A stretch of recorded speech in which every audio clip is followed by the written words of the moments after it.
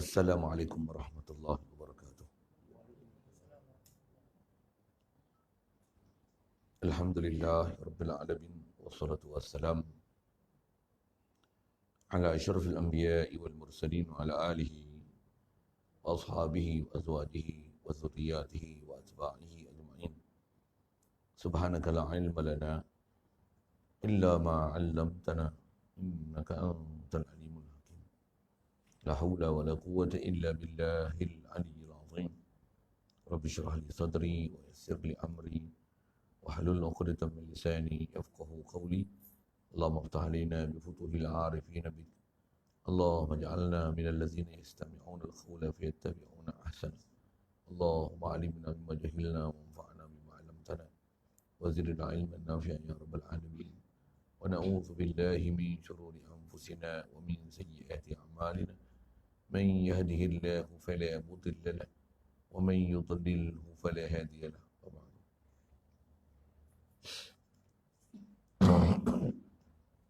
Qala Syekh Musannif rahimahullah ta'ala wa nafa'na bihi wa bi'ulumihi fid darin. Kata Musannif, wa tajibul fitratu ay zakatul fitri ala hurrin bi ghurubi lailati fitrin amman talzamu nafaqatuh. Kata sekalian, syukur kita kepada Allah Subhanahu wa taala. Allah Subhanahu wa taala limpah kurnia ihsan dia, berikan kita nikmat besar, menjadikan kita khairul ummah, sebaik-baik umat. Itulah umat Nabi Muhammad sallallahu alaihi wasallam. Alhamdulillah. Diberi kita lahir daripada mak ayah kita Islam sejak lahir lagi. Alhamdulillah.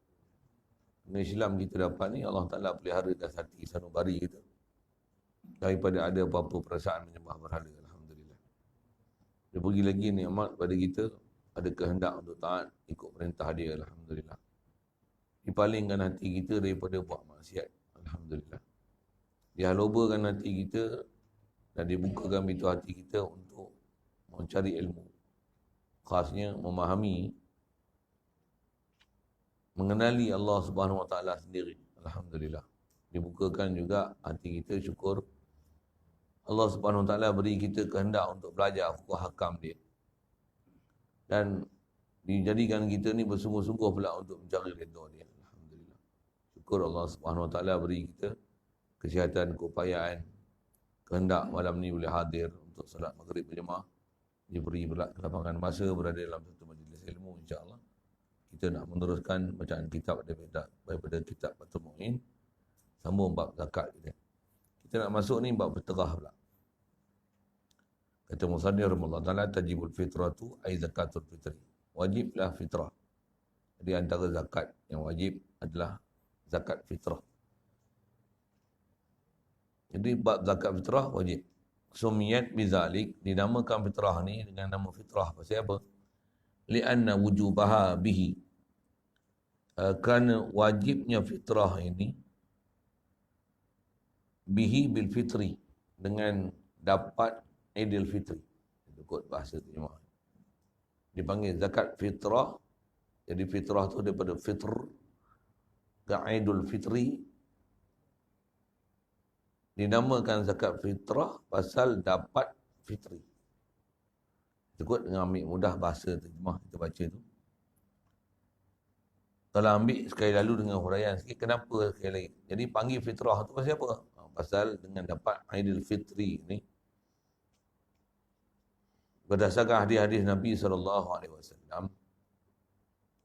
orang yang puasa Ramadan dapatkan sungguh-sungguh apa yang Allah Ta'ala janjikan dalam Ramadan, dan dengan Ramadan itu dia telah mencapai fadilat dan kelebihan disebabkan jadi umat Nabi Muhammad SAW. Allah Ta'ala beri antaranya Lailatul Qadar itu.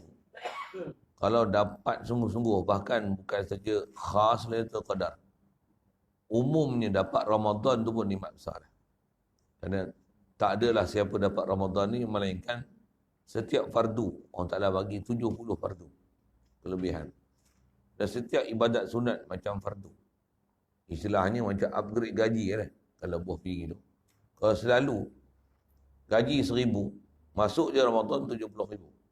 Waktu pun kita rasa dah nikmat dah. Kalau gaji 1,000 jadi 70,000 macam best. Kalau kerajaan lah kalau bagi itu macam sonok. Tapi kerajaan PH ni tak bagi. Allah Ta'ala aja yang bagi begitu. Dan kita ni diberi limpah kurnia itu pasal apa? Pasal kita umat Nabi Muhammad sallallahu alaihi wasallam. Inilah kelebihan yang saya duk ngaji, tutup guru, duk syarah. Kelebihan kita jadi umat Nabi Muhammad ni yang kita kena banyak syukur, banyak-banyak. Terima kasih sungguh. Dia kata Allah Ta'ala bagi jadi kita khairah ummah ni. Dan jadi umat Nabi SAW ni pasal inilah. Umur pendek. Tapi dia bagi limpah kurnia besar. Pula tu dia bagi satu perkara yang khas. Jadi umat Nabi SAW ni, apatah lagi bila kita bertemu guru yang betul, apa ni? Allah ni walaupun tak tengok dengan mata, taklimat ilmu melalui Nabi kita Muhammad SAW sebagai wasilah dan juga melalui pewaris Nabi. Dan Rasulullah tak ada, Nabi tak ada, tinggal pewarisnya lah. Alim ulama, tutup guru, para awliya kita. Yang mereka ni, bila mewarisi ilmu zahir dan batin daripada Nabi kita Muhammad SAW ni, dengan akal sempurna Allah Ta'ala beri kat kita ni, kita belajar bertemu buku dengan wahai. Allah Ta'ala ni sebelum kita bertemu di akhirat, kita boleh bertemu dah kat dunia. Ayat dia macam tu lah. Sebelum bertemu Allah Ta'ala di akhirat ni, kita bertemu dah Allah Ta'ala kat dunia. Sebelum kita boleh lihat Allah Ta'ala dengan mata kepala di akhirat esok, kita boleh lihat Allah Ta'ala dengan mata hati. Dengan faham, dengan iman, dengan tauhid, dengan tasdik, yakin ke Allah Ta'ala ni, kat dunia lagi. Tapi syarat dia, bahasa saya pakai tadi, bila bertemu buku dengan wahnya lah. Apa maksudnya itu? Kita bertemu dengan guru dan kita pula ditarbiahkan di madrasah yang memang betul-betul boleh mengajar dan mengasuh kita macam mana untuk kenal Allah dan capai Allah Subhanahu Wa Taala. Yang kalau kita capai betul-betul, macam mana sabda Nabi SAW, antaranya, man sama Ramadana imanan wa ihtisaban ghufira lahu ma taqaddama min dhanbi. Atau kama qala. Kata Rasulullah, siapa-siapa yang puasa Ramadan, puasa pun bukan puasa biasa, imanan wa ihtisaban, puasa dalam keadaan hati ini sentiasa membenarkan Allah Ta'ala, isbat ke Allah Ta'ala, tasdik ke Allah Ta'ala, yakin ke Allah Ta'ala, hadir hati sentiasa ke Allah Ta'ala. Macam mana kita istilahnya kalau semayang duduk solat khusyuk hati. Yang tu kot, bahasa mudah nak faham. Puasa dalam keadaan iman wahtisab. Macam mana solat ni khusyuk tawaduk. Kita baca, kita sebut gitu kan. Khuduk dan khusyuk. Hati ini betul-betul fokus pada Allah Ta'ala. Kalau solat, dalam masa solat, period dia pendek. Kalau puasa ni sepanjang puasa siang hari tu, hati ni fokus. Hanya pandang dan lihat Allah Ta'ala aja. Yang tu kot bahasa dia. Memang itu istilah yang disebut oleh ulama' kita. Hati ni tawajuh pada Allah Ta'ala. Perbuatan atau pekerjaan batin kita macam tu. Pekerjaan zahir, tak gaduh, nak gaduh dah. Siang hari pasal apa? Puasa. Bukan gaduh nak makan minum. Bukan gaduh nak fikir. Apa saja nama ta'aluk zahir ni. Bahkan hukum haram pula nak makan, nak minum. Ataupun perkara yang boleh membatalkan dia bersama dengan isteri. Bahkan apa-apa yang boleh membawa ke arah itu. Ada hukum makruh. Kalau bersama isteri tu memang haram lah. Nak membawa ke arah tu, ada hukum makruhnya. Nak menunjukkan siang hari tak ada langsung sibuklah dengan makhluk. Jadi sepatutnya siang hari ni lifestyle kita bertukar langsung. Memang kalau selalu fokus untuk Allah Ta'ala ni atas nama ibadat khas, solat aja. Tapi bila puasa, siang hari itu full time dengan Allah Ta'ala. Siapa yang puasa macam ni, imanan wa ihtisaban, janji Nabi SAW, ghufira lahu ma taqaddama min dhanbih, nescaya diampunkan dosa-dosa telah lalu. Ada riwayat sebut ghufira lahu ma taqaddama min dhanbihi wa ma ta'akhkhar, diampun dosa telah lalu dan akan datang. Pasal apa Allah Ta'ala bagi ni? Pasal kita umat Muhammad SAW. Itu umumnya Ramadan. Apatah lagi dapat Lailatul Qadar, masya-Allah. Yang dia adalah khairun min alfi syahr. Jadi kalau sepatutnya dapat macam tu, masuk Ramadan ni kalau hanya dapat lapar dan dahaga je memang celaka. Memang celaka.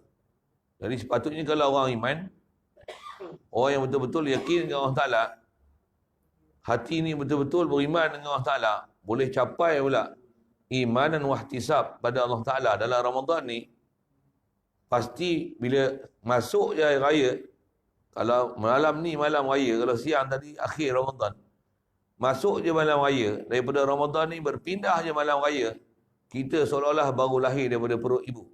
Suci bersih. Pasal ghufira lahu ma taqaddama min zambi. Suci bersih ni lah dipanggil fitrah. Satu dipanggil Aidul Fitri. Aid tu maksudnya kembali. Balik semula kepada fitrah. Pasal mudah kita gitu. Jadi seolah-olah kita macam baru balik macam mana lahir pada perut ibu kita, kosong, bersih, suci pada dosa. Kalau sebut kain tu macam kotor, lepas tu rendam klorok, bohbilah alat mudah kita sebut, ataupun easy clean ke apa ke, yang jenis apa deterjen yang boleh rendam je bersih semua, cuci buat keluar je macam mana. Snow white, putih gila punya. Taklah sampai sopak kan. Putih betul, melepak putih. Siapa tengok pun tertawan bersih. Sepatutnya macam inilah keadaan kita keluar daripada Ramadan. Satu, di atas nikmat dapat Ramadan tu. Masuk je Syawal, full time dapat macam tu. Apa nak buat? Keluarlah sikit belanja di atas, seolah-olah macam baru lahir. Ni bayar, satu bayaran. Sebabnya tebusan batang tubuh kita macam baru lahir.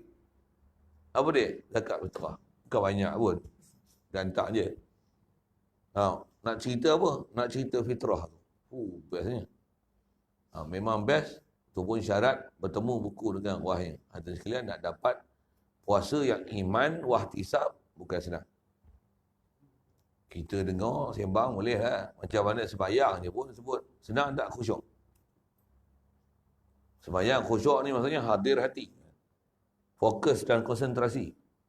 Macam mana nak fokus hati ke Allah Ta'ala? Itu solat. Luar solat macam mana? Luar solat pun kena fokus dan konsentrasi ke Allah Ta'ala. Pasal kita diperintah untuk sentiasa ingat Allah Ta'ala. Fazkurullah zikran katsira. Kena ingat Allah Ta'ala ni, ingat banyak-banyak. Dengan kita ingat banyak-banyak, itu barulah hati boleh hadir ke Allah Ta'ala. Cuma kalau waktu lain selain pada Ramadan, tak dapat kelebihan tu. Tapi bila Ramadan, ghufira lahu ma taqaddama min dhanbi. Besarnya limpah kurnia Allah Ta'ala. Dengan sebab kita jadi umat Nabi Muhammad SAW. Umat dulu tak dapat tu. Umat Nabi Musa, umat Nabi Isa, umat Nabi Nuh AS. Tak pernah merasa nikmat macam mana kita dapat. Mereka ni ada yang umur sampai 300 tahun, 400 tahun, 600 tahun, 700 tahun, ada yang 1000 tahun.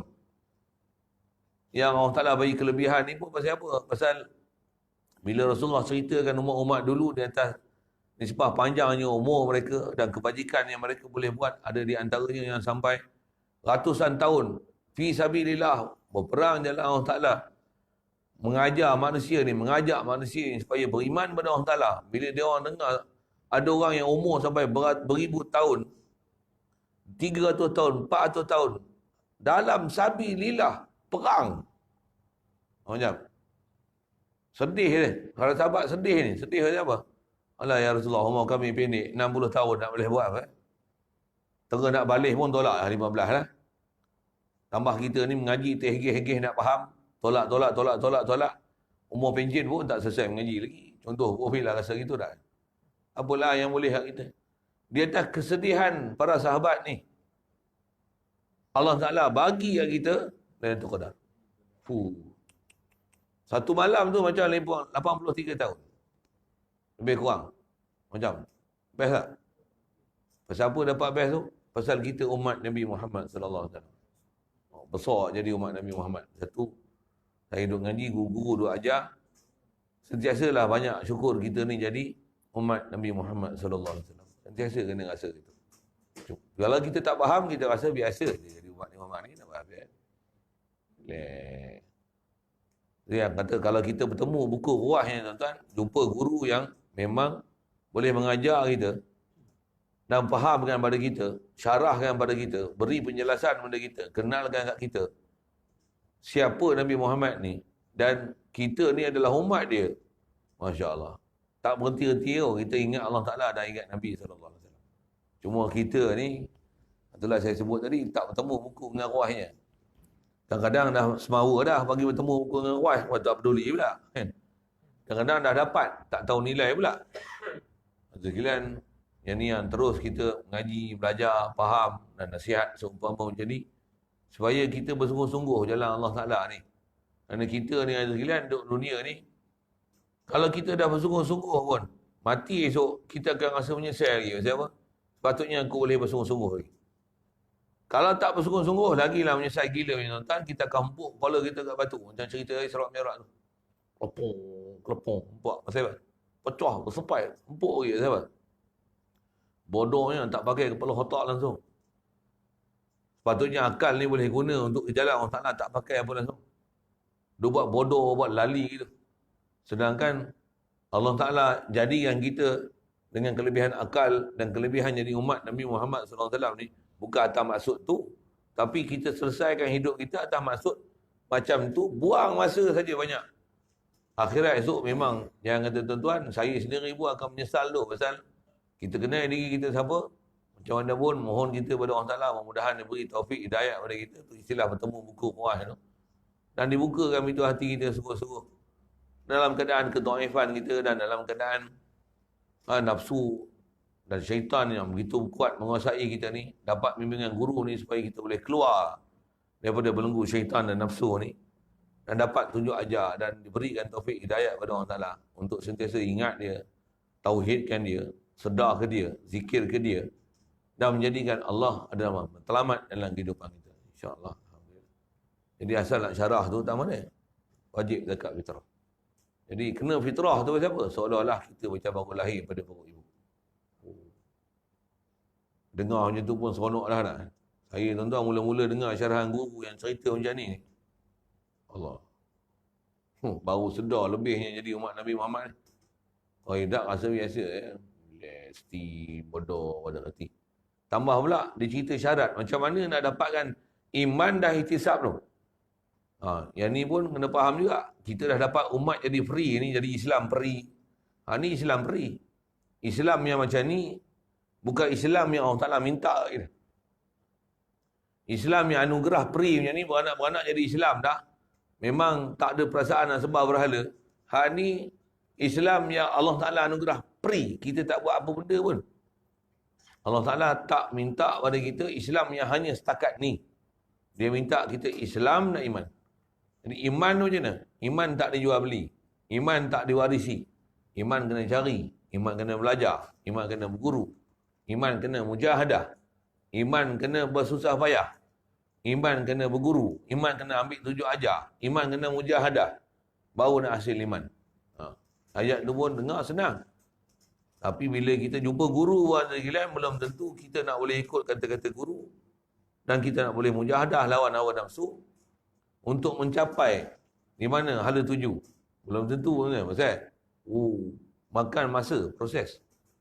Perlu istilahnya tarbiyah, didikan, perlu nasihat, tunjuk ajar dan macam-macam perkara. Kita kena buat ada kesungguhan untuk capai ada matlamat tu. Tu yang kita kena berguru. Tak boleh belajar sendiri punya. Baik. Jadi asal dia ada faham pada tu yang diwajibkan kat kita bayar fitrah. Baik, dinamakan fitrah ni kerana wajibnya bihi bil fitri, dengan sebab daripada Syawal, daripada Ramadan dapat Syawal tu ghufira lahu ma taqaddama min zambi, wajib dah zakat. Hak itulah dia panggil zakatul fitri. Maksudnya zakatun li ajlil fitri. Itu kaedah bahasa Arab dia. Wajib zakat kerana dapat fitrah tu, balik ke fitrah. Itu orang yang memang dapat balik ke fitrah. Orang yang tak dapat ni macam mana? Tetap dari segi hukum fiqh, hukum zahir dia, wajib bayar fitrah. Hak batin tu dapat tak dapat, itu qadar dapat tak dapat, tu satu hal lain. Tapi atas perjalanan zahir, fitrah wajib bayar. Untuk perjalanan batin macam mana nak boleh dapat iman dan ihtisab pada Allah Ta'ala ni? Itu yang kata tadi, iman tak diwarisi, iman tak boleh dijual beli. Iman kena cari. Iman perlu melalui proses terbawi. Maksudnya mesti melalui proses tarbiyah. Okey. Wa furidat ka Ramadan fi sani sinil hijrah. Difardukan fitrah ini macam mana Ramadan, macam mana puasa Ramadan. Diwajibkan zakat fitrah, macam mana wajib zakat, macam mana wajib puasa Ramadan. Bila? Fi sani sini hijrah. Pada tahun yang kedua daripada tahun hijrah. Maksudnya tahun kedua. Kita belajar sejarah pun. Berlaku perang Badar, tahun kedua hijrah. Tahun pertama Rasulullah di Madinah, tahun kedua tu, tahun tu lah nak berlaku perang Badar tu. Perang Badar berlaku bulan Ramadan. Sebelum Ramadan nak perang tu, bulan Ramadan awal tu itulah tahun pertama difardukan puasa. Dan bila dah ada puasa Ramadan tu, sebelum nak masuk Ramadan, datang Syawal tu, datang syariat mewajibkan zakat fitrah. Jadi tahun ni adalah tahun macam mana tahun bermula zakat fitrah adalah pada tahun difardukan puasa. Wa qawlu Ibnil Labbani bi'adami wujubiha ghalatun kama fi rawdah. Ketiadaan perkataan Ibn Labban dengan ketiadaan Ibn Labban ni siapa? Saya tak perhati siapa dia ni, tapi kalau faham daripada Syekh Zainuddin Al-Malbari sebut ni, maksudnya satu masa dulu adalah nama-nama dia ni disebut. Faham ni ilmuwan juga kan, tapi sampai fahaman dia kata tak wajib zakat fitrah. Pendapat dia ni ghalatun, adalah satu kesalahan besar. Kama fi rawdah, seperti mana dia ada sebut dalam kitab Rawdatul Talibin bagi Imam Nawawi rahmatullah alaih. Baik, selesai. Jadi kalau kita faham tu pendapat-pendapat yang janggal-janggal, yang pelik-pelik ni, yang kata zaman kita, zaman dulu lagi ada lah. Tapi kaedah kita disebut oleh ulama'. Saya nak sebut tu pasal nak sebut pendapat yang pelik-pelik, janggal-janggal ni bukan saja zaman kita, sejak zaman dulu. Zaman dulu pun ulama' tu sebut tu pendapat pelik-pelik ni bukan di kalangan orang biasa. Ada di kalangan ahli ilmuwan. Yang masyhur pula tu, yang popular pula tu. Tapi bila ada yang janggal, perkataan atau pendapat yang janggal ni tak dipandang langsung. Bahkan diberi rumusan, ni salah, ni salah, ni salah. Kalau bahasa saya sebut, ni sewil, ni sewil, sewil. Oh, tu. Itu saya pandang lah pendapat-pendapat yang tak betul ni. Atau pendapat yang ada. Itu pendapat di kalangan ilmuwan. Kalau zaman kita lah ni, mana ada ilmuwan dah, banyaknya jemuan. Muhbi bahasa itu. Jemuan apa? Entah apa benda lah kan. Bukan ahli ilmu pun. Mana merepek tak apa kepala lah. Bagi pendapat macam ni, bagi pendapat macam ni, bagi pendapat macam ni, bagi pendapat macam ni. Pada satu ketika kadang-kadang sibuk nas. Habis-habis ada kira belakang ni pendapat. Tampar je bagi sekali. Kalau ikut kaedah, mana layak kau nak keluar pendapat? Kau keluarlah nas engkau. Jadi asal nak faham, bila mereka ni pula bukan ahli ilmuwan, bahkan jemuan aja, apa nak buat? Ustaz duk pandanglah pendapat dia mana ni. Merepek. Tuan-tuan nak sesat, ikutlah. Bahasa mudah itu. Bukan saja bab akidah, sampai bab fiqh lah ni. Macam-macam pendapat merepek kita jumpa. Saya tak nak syarah panjang tu, tapi nak sebut atas prinsip kita. Kaedahnya, apabila ada pendapat-pendapat yang janggal ni, Ustaz duk pandanglah. Ulama' kita dah ajar dengan disiplin. Kita dah ada pula kawan Imam Asy-Syafi'i rahmatullah alaih. Salah tu imam mujtahid yang muktabar. Dan dia pula, bila sebut ulama' mujtahid ni, ulama' fiqh ni, mereka ni mesti pakar hadis. Tak ada ulama' mujtahid yang tak erti hadis. Tak ada ulama' mujtahid yang tak erti tafsir. Bahkan mereka, tafsir ni semua dalam kepala. Hadis ni semua dalam kepala. Tak ada satu hadis pun tertinggal daripada apa yang sepatutnya dia kena kuasai hadis tersebut. Dan dia sangat pakar untuk memahami dia dengan memiliki segala bidang ilmu, syarat-syarat ilmu, alat ilmu untuk memproses Al-Quran dan hadis yang mereka ada. Dengan itu mereka ada kebolehan dan keberangkalian untuk istinbat hukum. Itu istilah dia. Satu, kita pakai mereka ni lagi sempurna daripada ikut orang lama sekarang ni. Kadang Quran membaca tak betul. Okey. Ya. Saya nak sebut disiplin dia tu. Satu, ini faedah ulama-ulama kita sebut nama orang-orang macam ni. Siapa tak sedar kita, maksudnya pendapat janggal ni sejak dulu ada dah. Satu, kita dari segi kaedah bila ada pendapat janggal ni, jangan duk pedulilah pendapat janggal-janggal ni. Ambillah pendapat yang paling kuat, yang masyhur disebut oleh ulama.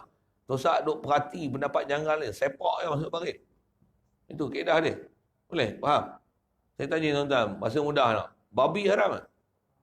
Ada tak lah ni pendapat model-model kata babi boleh, jeletan babi boleh. Babi ni kata dia yang haram ni daging aja, tulang tak apa, kulit tak apa, jeletin tak apa, ada. Sepak buah barik ya, pang, bagi ya kali. Dah, tak pandang. Tuan-tuan agak-agak pendapat dia orang tu boleh jadi betul, tuan-tuan nak pakai juga, bersedia dah. Esok akhirat tengok pendapat tu salah. Siap langgar masuk parit. Itu je, mudah je, ulama kita aja. Jadilah dipanggil pendekatan, dipanggil syubhat. Benda-benda yang istilahnya syubhat lah. Dia ada syubhat dalam bab akidah, ada syubhat dalam bab amalan, ada syubhat dalam bab pendapat. Ini semua syubhat, merepek ni. Bahkan syubhat ni bukan syubhat biasa, dia syubhat mardud. Tak boleh pakai tu. Sampai babi, kita dah, orang kata apa, diajar oleh para ulama dulu. Rasa jijik dengan nama babi pun jijik lah kan. Kalau kita sebut babi, hak tu kita marah dah, belum ada cerita apa-apa lagi. Ulama kita dah ajar bahasa kita supaya allergic betul dengan babi ni, cantik lah. Yang demo ni pergi buka pintu supaya pergi minat dekat babi. Ni memang babi punya orang ni, kalau boleh pakai ni.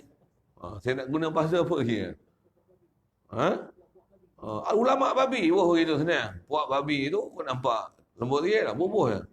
Ulama babi, ustaz babi, doktor babi. Macam apa? Tak ada apa lagi. Itulah dia. Kalau mufti lah, mufti babi. Macam apa? Tak ada mufti yang nak bagi lesen kat babi ni.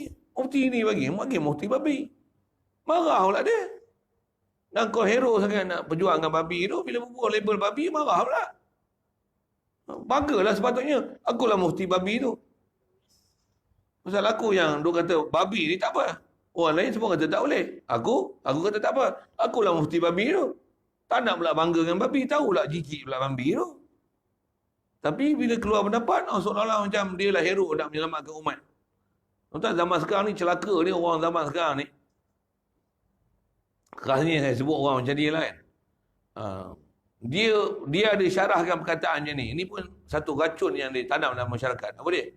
Dia kalau boleh nak jadi satu hero, yang mana manusia duk rasa susah, dia nak keluarkan pendapat-pendapat yang kadang-kadang dia bagi lapis tadi, bukan pendapat saya, disebutlah nama-nama orang-orang yang satu kepala otak dia tu, pendapat ni, tujuan dia nak mengeluarkan daripada kesusahan hukum yang ada kepada Islam yang lebih realistik, yang lebih ada tolak ansur, supaya tidak terlalu jumud hanya memakai satu pendapat yang rigid, yang terlalu ketat, yang menyebabkan kita tak selesa, tak bebas untuk melaksanakan aktiviti agama atas muka bumi ni. Ayat yang racun disebut apa? Islam ni luas. Universal. Bunyi tu. Tuan-tuan nak Islam universal, ambil lah. Tak apa. Lain kali ayat macam ni, kena jatuh lah. Tak sakali. Ambil lah. Kau nak pakai Islam universal, ambil lah kau.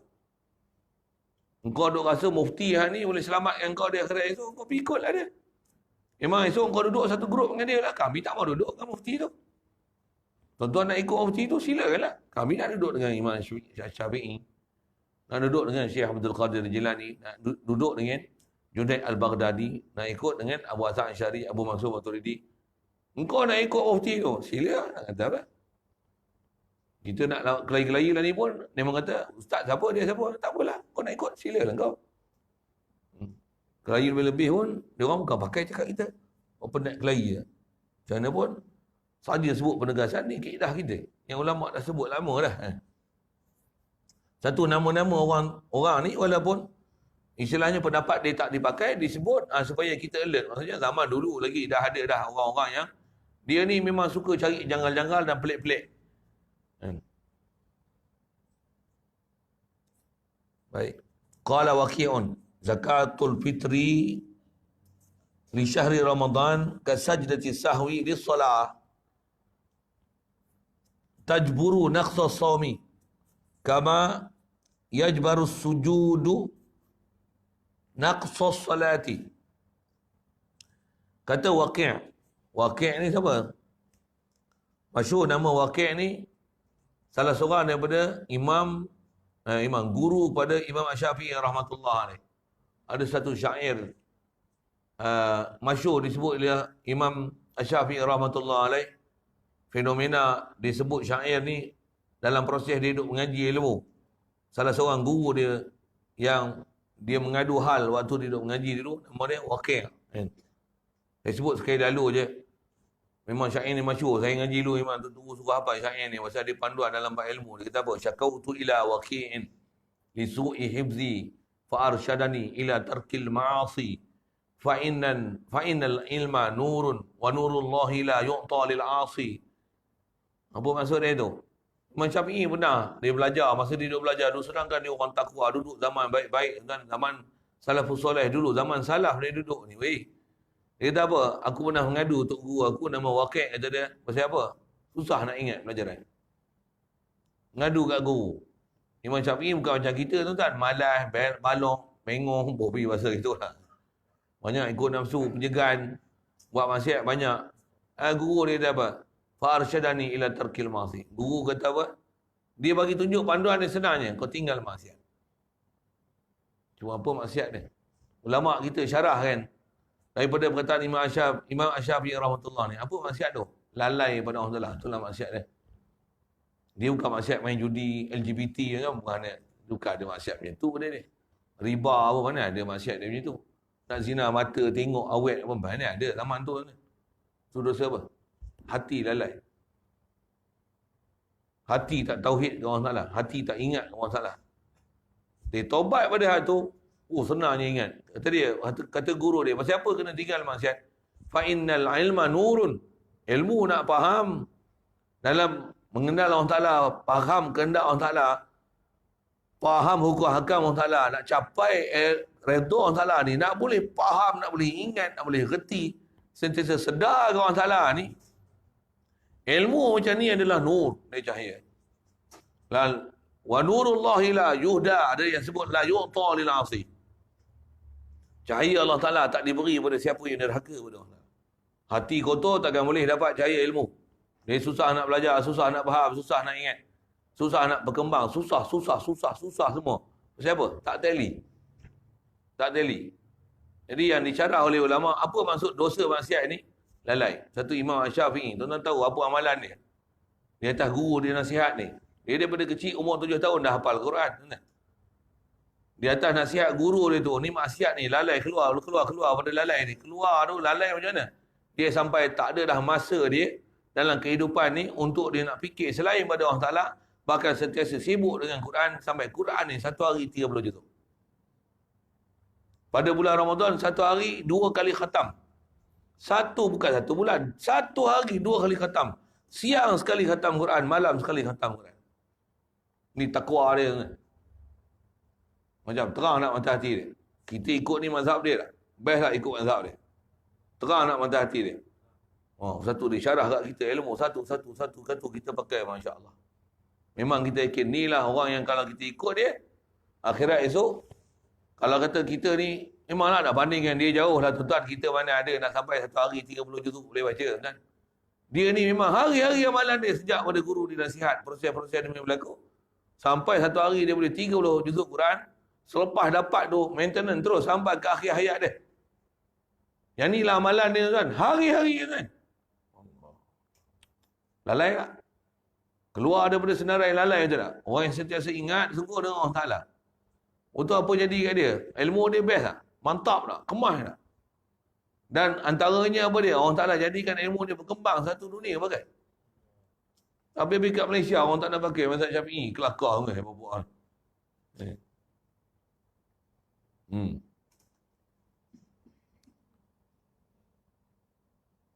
Baik. Tengok pendapat guru dia. Ni Imam Syafi'i. Guru dia macam mana? Satu tuan-tuan, antara anak murid dengan tok guru ni, selalunya anak murid masyhur. Tok guru orang tak kenal pun. Tak kenal Waqi'. Tak kenal. Tapi faham irsyad guru dengan murid ni. Siapa anda lagi? Murid guru. Guru ni selalu macam tu lah. Dia tersembunyi hal. Orang tak kenal pun dia. Anak murid popular. Sini. Tapi guru macam mana? Laula murabbi ma araftu rabbi. Weh.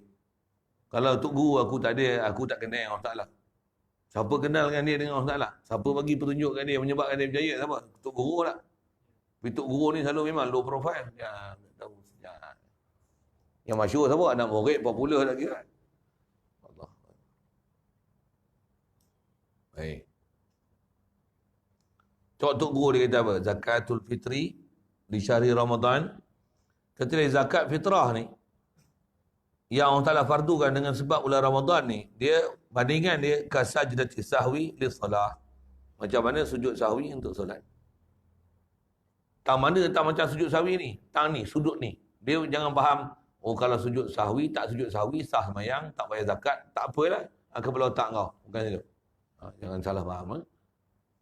Satu kita belajar, kaedah-kaedah ulama' sebut perbandingan dengan misal, perbandingan macam ni, bandingan. Kita diajar oleh para ulama' bila disebut dengan perbandingan ni, kita mesti faham dia bukan totally antara benda istilah Arab musyabah dengan musyabah bih, dia tak 100% serupa. Dia hanya serupa, hanya satu wajhus syabah. Satu wajah saja penyerupaan di mana yang nak dihubungkan antara Ramadan ni, zakat fitrah Ramadan dengan sujud sahwi, tang mana? Tang ni. Yang tajbaru naqsas saum, zakat fitrah dia boleh menampung kekurangan puasa. Kama yajbaru sujudu naqsas salah, seperti mana sujud sahwi menampung kekurangan solat. Jadi syak, boleh jadi tambah rakaat ataupun tertinggal rukun. Apa lagi? Tertinggal tahiyat awal, tersilap tempat bacaan, tempat berdiri baca tahiyat. Masa tahiyat tu baca Fatihah. Subhana rabbil a'la baca subhana rabbil azim. Punya lalai kita sampai tergetu. Semayang tak batal, tapi cacat cedera. Oh, itu macam mana nak tampung dia? Sujud sahwi. Tang tu sama. Zakat fitrah dengan sujud sahwi. Tang tu sama. Bukan sama dia sujud sahwi sunat abad, maka zakat fitrah sama sunat abad juga. Jangan nak faham itu. Zakat fitrah wajib. Orang itu yang mana yang macam sujud sahwi? Dari sudut dia menampung. Itu saja. Dari sudut tampung tu, yang tu sujud sahwi. Macam sujud sahwi. Tapi dari sisi hukum, wajib. Ya, elok. Jangan silap faham. Lepas tu kita diajar memahamkan setiap tamsilan dan tasbih ni. Kalau tuan-tuan tak pernah belajar prinsip tu, satu pasal kita mengaji bahasa Melayu, kita tak diajar prinsip-prinsip apa macam saya sebut ni. Kita mengaji dengan kaedah bahasa Arab, baru kita akan jumpa hak tu. Contoh misal, kalau kita katalah, engkau ni macam lembu. Tang mana? Makan rumput ke? Ada ekor ke? Berak bertabur ke? Bukan. Tang mana? Susah nak faham cakap orang. Tak faham, tak kerti-kerti. Balok, bodoh. Itu, dia tak faham. Akal tak cukup. Macam lembu. Ni babi. Macam. Bukan tang hidung kembang tu. Boleh faham ke kan? Cukup. Tak syarah banyak lah. Ni prinsip-prinsip ulama' kita. Secara nak faham tasbih ni, dia kena bagi faham betul. Dan dia ada ilmu dan disiplin ilmu yang besar tu untuk faham tu. Yang ni yang orang zaman sekarang ni, kadang-kadang dia nak buat banding, tengok tak betul. Tengok saya sebut, hari tu saya pernah sebut isu ni tak? Isu apa tak? Antara orang yang boleh terima zakat adalah hamba yang mukatab. Kalau ikut kaedah, hamba mukatab aja boleh. Dia ada hamba mudabbar, ada hamba muba'ab, ada hamba umur walad. Macam-macam kategori hamba. Tapi hamba yang disepakati oleh ulama' untuk boleh terima zakat ni, yang wafir riqab, disepakati oleh semua ulama' dalam mazhab 4. Wafir riqab ni hanya al-mukatabun. Hamba mukatab saja. Dengan elok ayat tu, tuan-tuan tak faham hamba lain pun menyepas saya lah. Tapi nak kata hamba ni ada beberapa kategori. Hamba yang boleh terima zakat ni hamba mukatab saja. Mai orang zaman lah ni, dia punya sivil faham tu, hamba tu, dia ambil dari mana? Belenggu. Jadi hamba ni kena belenggu, tak boleh merdekakan diri dia. Mana manusia yang belenggu ni, nak keluarkan daripada masalah belenggu ni, antaranya belenggu sosial, kena lesbian, LGBT, gay, apa semua ni, buat macam mana? Ada pula NGO boleh uruskan dia, bagi saluran zakat kepada dia untuk melepaskan mereka daripada belenggu sosial. Nampak tak? Faham saya cakap apa tak? Yang ni sebab-sebab tergelincir berfikir ni. Dia tak tahu nak tengok wajah Syabah tu kat mana. Kalau nak kira belenggu tu yang saya kadang saya syarah gini. Ada yang bujang tak kahwin lagi? Ada? Nak kahwin tak? Nak kahwin tak? Belenggu sosial. Bagi dia kahwin dulu. Bagi zakat kat dia. Ada yang dah kahwin tak? Nak tambah seorang lagi tak? Tu pun belenggu juga. Belenggu sosial juga kan. Pula tu orang baik-baik. Yang tu dah jahat dah. Macam mana? Bagi, tambah bini seorang lagi. Bagi peruntukan zakat. Bagi kahwin seorang lagi. Boleh? Faham saya cakap apa? Kalau ikut belenggu tu Mahat Hafiz tak dibela. Belenggu juga tak? Belenggu lah. Bagilah zakat. Pelik dia orang ni. Kebelah otak ke mana tu.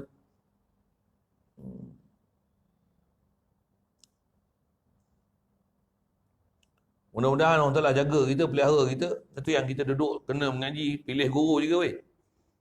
Pilih guru bukan ikut selera kita. Pilih guru yang guru betul-betul yang ikut hukum, peraturan, disiplin. Macam mana disiplin ulama'-ulama' dulu. Nak syarah tu pun lagi panjang sangat dah. Okey, cukup sekadar tu sebut dari segi nak memahamkan wajah Syabah yang kata sujud zakat fitrah ni macam sujud sawi dari sudut menampung tu. Dari sudut menampung tu sama. Kata guru Imam Asy-Syafi'i ni Waqi'. Baik. Wa yu'ayyiduhu ma sahha anha tuhratun lisiyam lis-sha'im min al-lagwi war-rafas.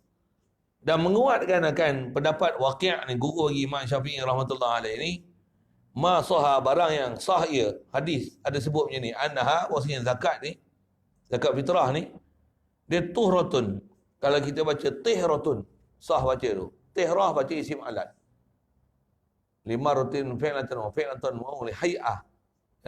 Ataupun baca dengan alat. Mitah muthirah, mithirah, tihrah. Tuan tak faham lagi saya sebut apa tak? Dengar je lah saya baca tu kan.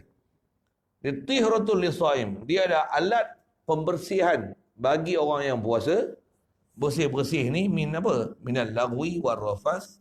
Daripada lara dan keji.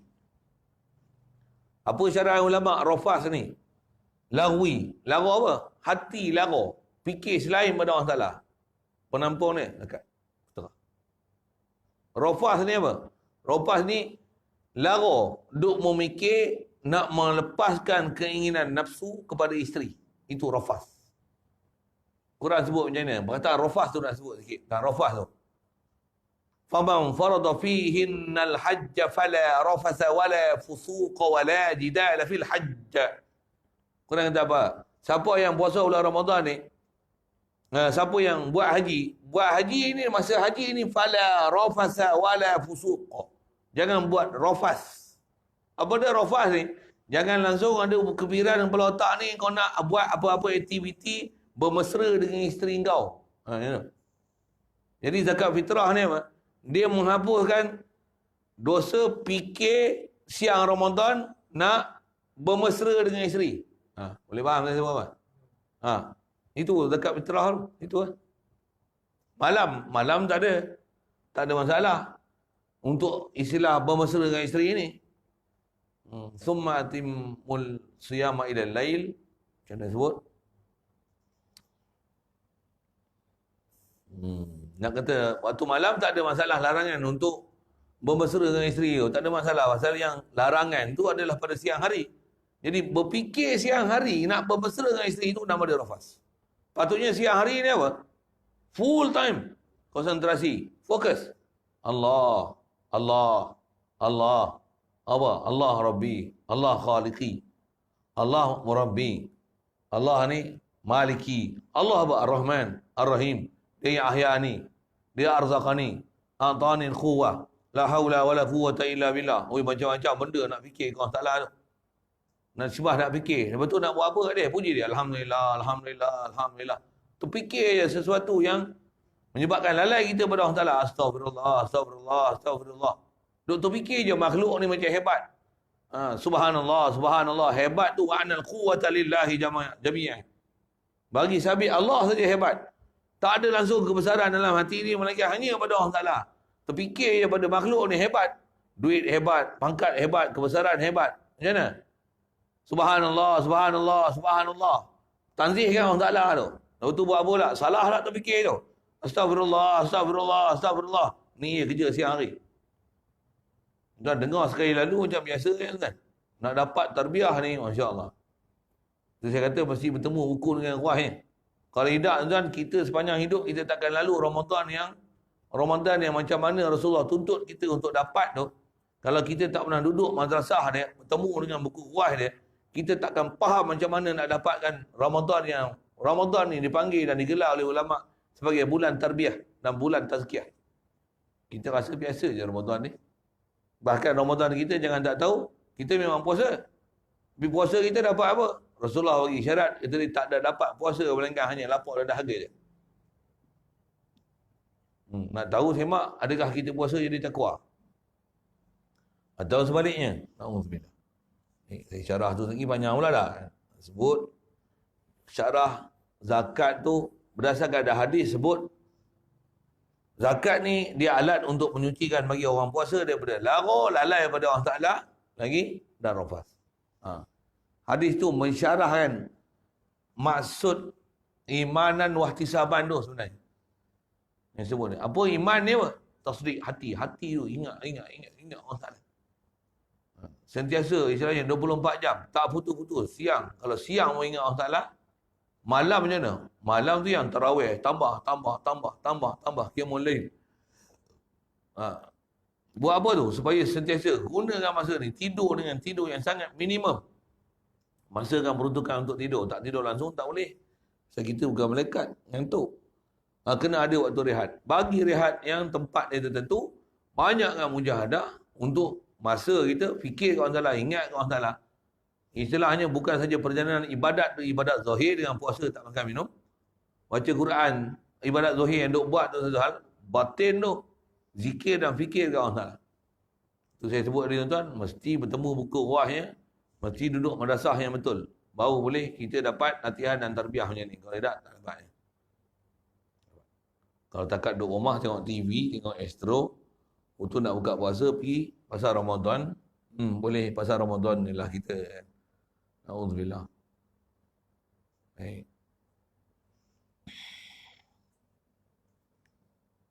Jadi wajib fitrah ni siapa? Ala hurrin, kata orang merdeka.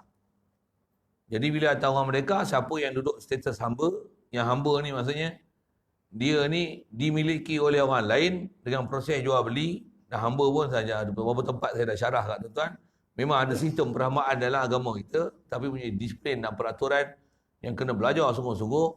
Khasnya bagi siapa yang kalau kata panjang umur bertemu dengan Dajjal apa semua itu, bertemu dengan Nabi Isa AS rahmatullahi alaihi salatu wassalam. Nabi Isa ni memang pada masa tu tuan-tuan, hamba ni ramai tak kira kan.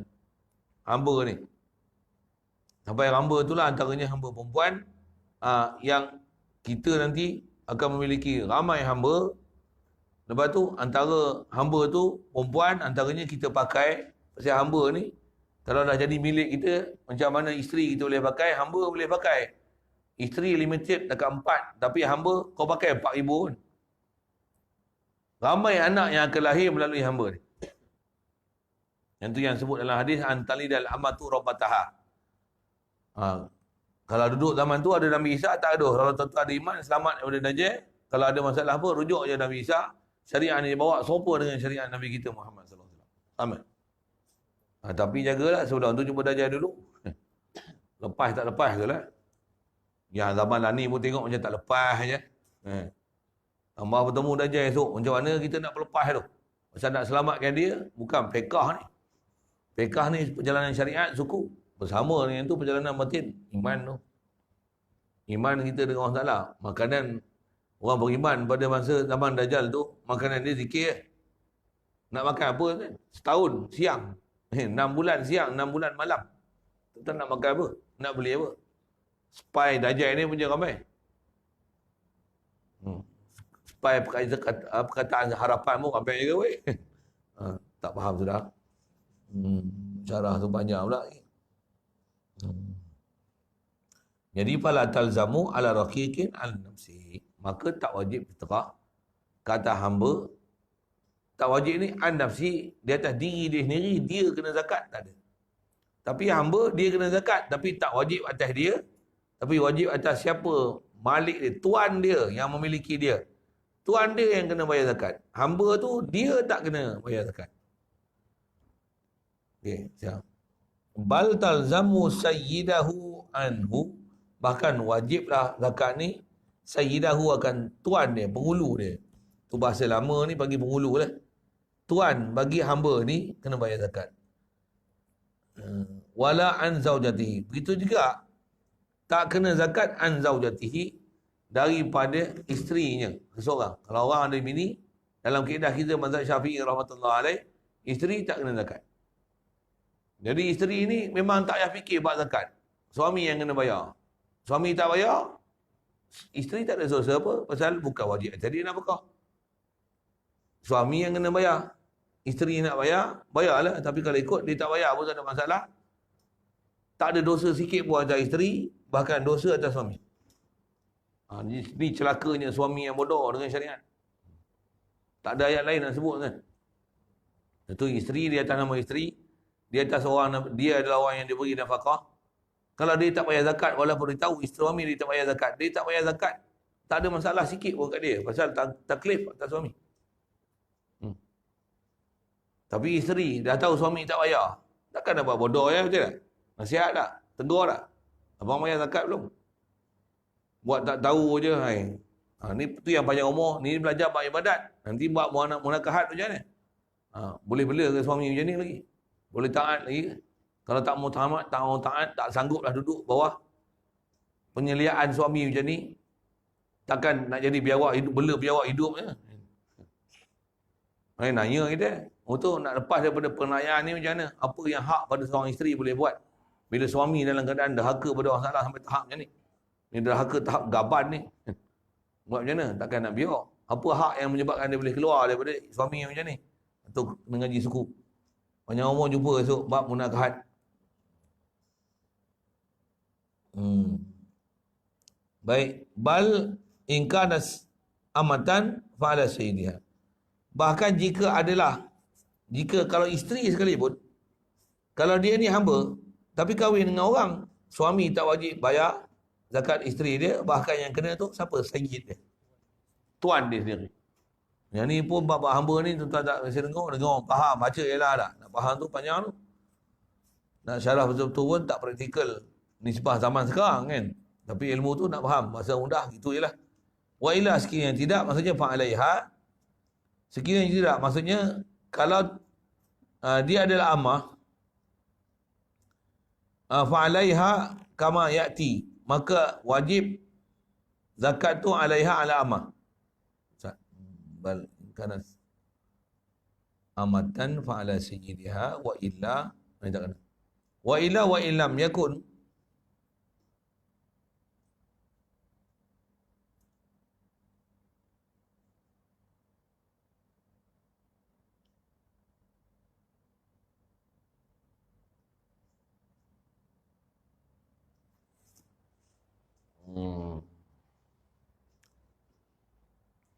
Cerah pegang tak? Harap.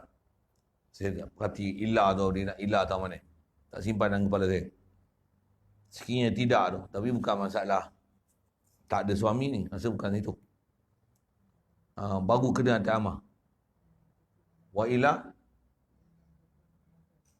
Wa illam takut amatan. Baik. Kalau perempuan tu dia bukan hamba, fa'alaiha, maka kena atas perempuan tersebut.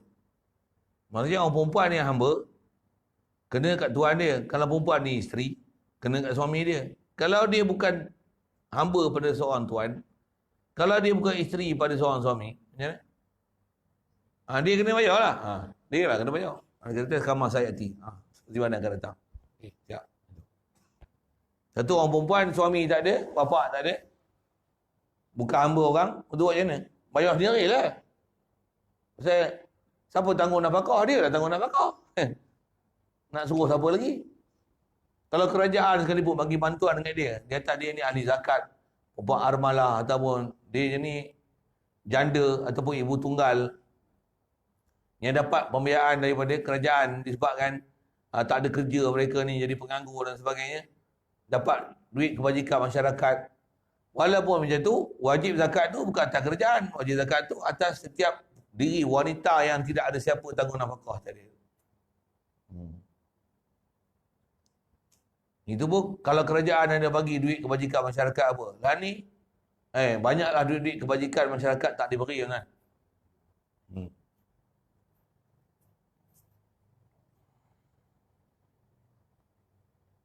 Rela. Tak ada lah. Baju rela itu kan. Rela tak ada lah. Rela tak ada. Apa lagi tu? Pertahanan awam. Tak ada. Tak ada lah. Betul saya sebut. Rukun tetangga dapat ke? Ada rukun tetangga ni? Tak tahu. Tak ada lah. Peruntukan rukun tetangga. Banyak tuan. Kalau ikut senarai dekat 90. Kebajikan-kebajikan yang dalam aktiviti komuniti masyarakat ni yang diberi peruntukan-peruntukan khas atas nama Jabatan Kebajikan Masyarakat zaman dulu. Sekarang zaman kerajaan sekarang semua tak bagi. Nak syarah tu panjang. Lagi orang kata syarah politik pula kan. Saya nak syarah tentang sekalipun dapat bantuan daripada jabatan-jabatan kebajikan tertentu, kalau perempuan ni dia bukan isteri orang, dia bukan hamba orang, peterah tu wajib tetap atas dia. Ya. Kama yati wala ala mukatabin, dan juga tak wajib zakat atas mukatab. Ni hamba mukatab disebut lalu tadi tak. Hamba mukatab ni apa? Hamba yang dijanjikan mereka oleh Tuhan dia dengan bayaran tertentu. Kurang-kurangnya 2 kali bayaran, 2 kali ansuran dengan tempoh masa tertentu.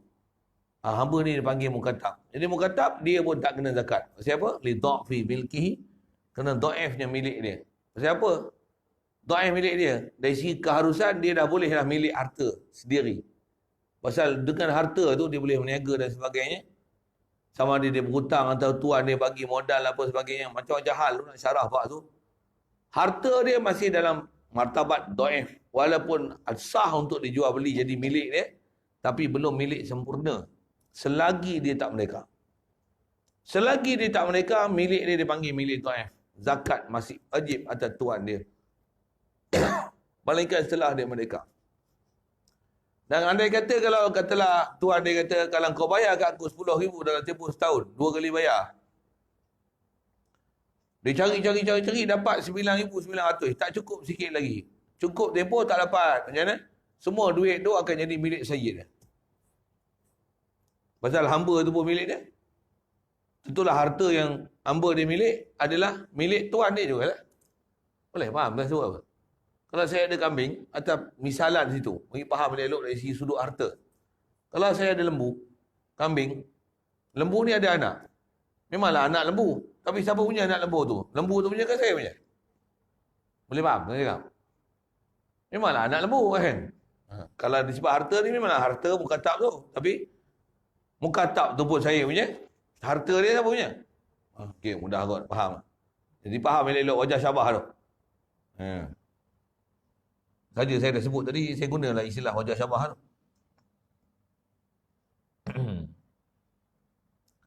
Wa min thamma lam talzamhu zakatu malihi. Baik, daripada sana, daripada dhaifnya harta yang dimiliki oleh mukatab ni. Lam talzamhu zakatu mali. Tak wajib akan mukatab, maksudnya hamba mukatab ni tak kena atas dia zakatu malihi. Dia tak kena zakat harta. Pasal dia pun masih harta orang. Harta yang dia milik tak ada zakat apa-apa.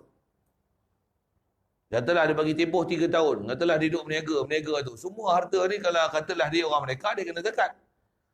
Modal dia pula macam mana kita belajar bab zakat perniagaan, urut tijarah dia kalau ikut ribu-ribu, puluh-puluh ribu kan. Contoh gitu. Kalau ikut nisbah orang mereka kena zakat. Tapi oleh kerana dia mukatab, dia pun belum dapat mereka lagi, dia tak disebabkan amount yang sepatutnya dia kena bayar tu belum diselesaikan. Peterah pun tuan dia masih bayar tak dia. Harta yang dia milik tu, dia tak dhaif punya milik harta, tak kena zakat.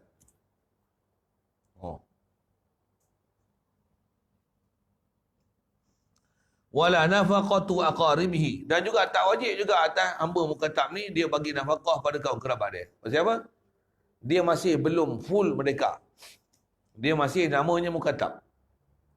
Ada janji nak merdeka dengan bayaran tertentu, tapi masih belum merdeka. Ya. Wal istiqlalihi lam talzamhu sayyiduhu anhu. Baik. Dan juga yang tu satu sudut nisbah hamba mukatab tak kena zakat. Satu sudut lagi dia sebut Dia kata walistiqlalihi, dan kerana boleh belanja harta sendirinya, ia mukatab. Pasal bila dia dah janjikan mereka, sah untuk dia ada milik harta nama dia punya. Dari segi sah, tapi masih dhaif pasal dia belum mereka full kan. 100%. Istilahnya dia masih mu'alak, dia tergantung dari segi kebolehan mereka ataupun masih dalam keadaan hamba. Di atas dia boleh tasarruf harta sendiri, lam talzam sayyidahu anhu. Tak wajib zakat akan sayyid dia, akan pengulu bagi anhu, ganti daripadanya mukatab. Tak wajib juga. Yang ni pun saya tak simpan dalam kepala. Pasal apa? Pasal kalau ikut, bukan wajib dah tuan dia untuk nafkah pada mukatab. Pasal dah dijanjikan mereka, dia dah ada kebolehan cari harta sendiri. Tuan tak wajib bayar. Hamba pun tak wajib lagi zakat. Pasal apa? Harta yang milik ni masih dhaif, pasal belum disempurna mereka lagi.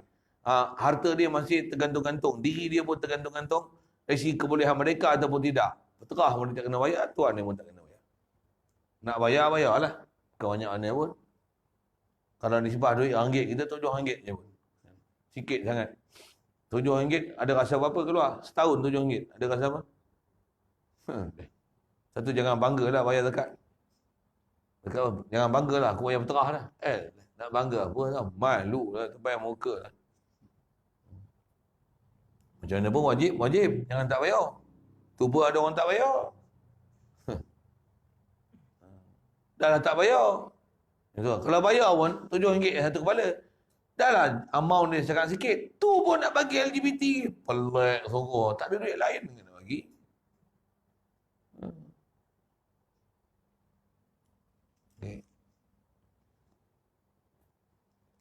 Wa bi ghurubi syamsi lailatul fitr.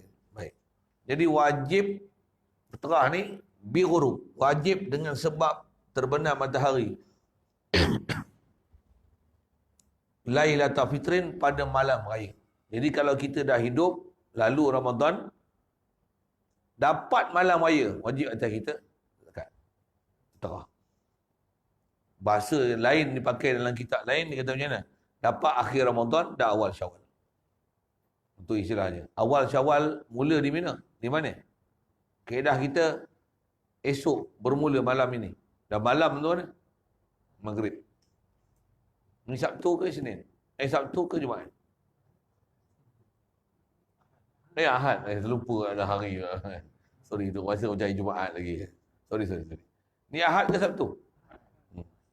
Tarikh antarabangsa je pukul 12. Tarikh kita dengan Maghrib. Satu kalau ada jam-jam tu, jam ni, kita tengok lah, dia betul tak betul. SMOP syarat ke tak syarat, tu tak tengok. Kalau dia ada 2 tarikh, katalah hari ni berapa safar? Berapa tu? Tak ada safar. Satu tarikh saja. Tak. Kalau ada yang kadang-kadang ada jadual yang dia 2 tu kan, dia tukar 15 saat, dia tukar. Tuan-tuan tengok tarikh tu. Kalau katalah hari ni 10 safar, katalah itu. Kalau hari ni 10 safar, kalau hari ni 10 safar, esok 11, Maghrib tadi sepatutnya hari bulan tu dah setting siap dah. Dia masuk je Maghrib, tit, hari bulan 11. Pukul 12 lagi, baru tukar tarikh yang Masihi ni. Pasal tarikh Masihi ikut antarabangsa kan. Macam mana pun kalau ikut, kena ikut hak tarikh kita lah juga kan, tarikh Masihi pun. Tarikh antarabangsa tu dengan ikut pukul 12 malam tu tak betul. Syarah tu panjang pula, cukup. Asal saya nak sebut malam raya tu. Bila kita punya kayu ukur tak betul, saat malam raya dia faham mana? Malam raya ni kena tunggu tengah malam raya tu, pukul 12 tu. Bodoh faham itu. Bukan. Dia malam raya hujung Ramadan lah. Hujung Ramadan ni maksudnya terbenam matahari. Masuk je Maghrib, malam raya, peterah tu wajib dah atas kita.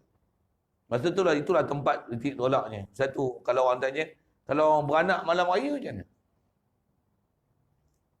Kalau beranak malam raya, mak dia tu memanglah kena zakat.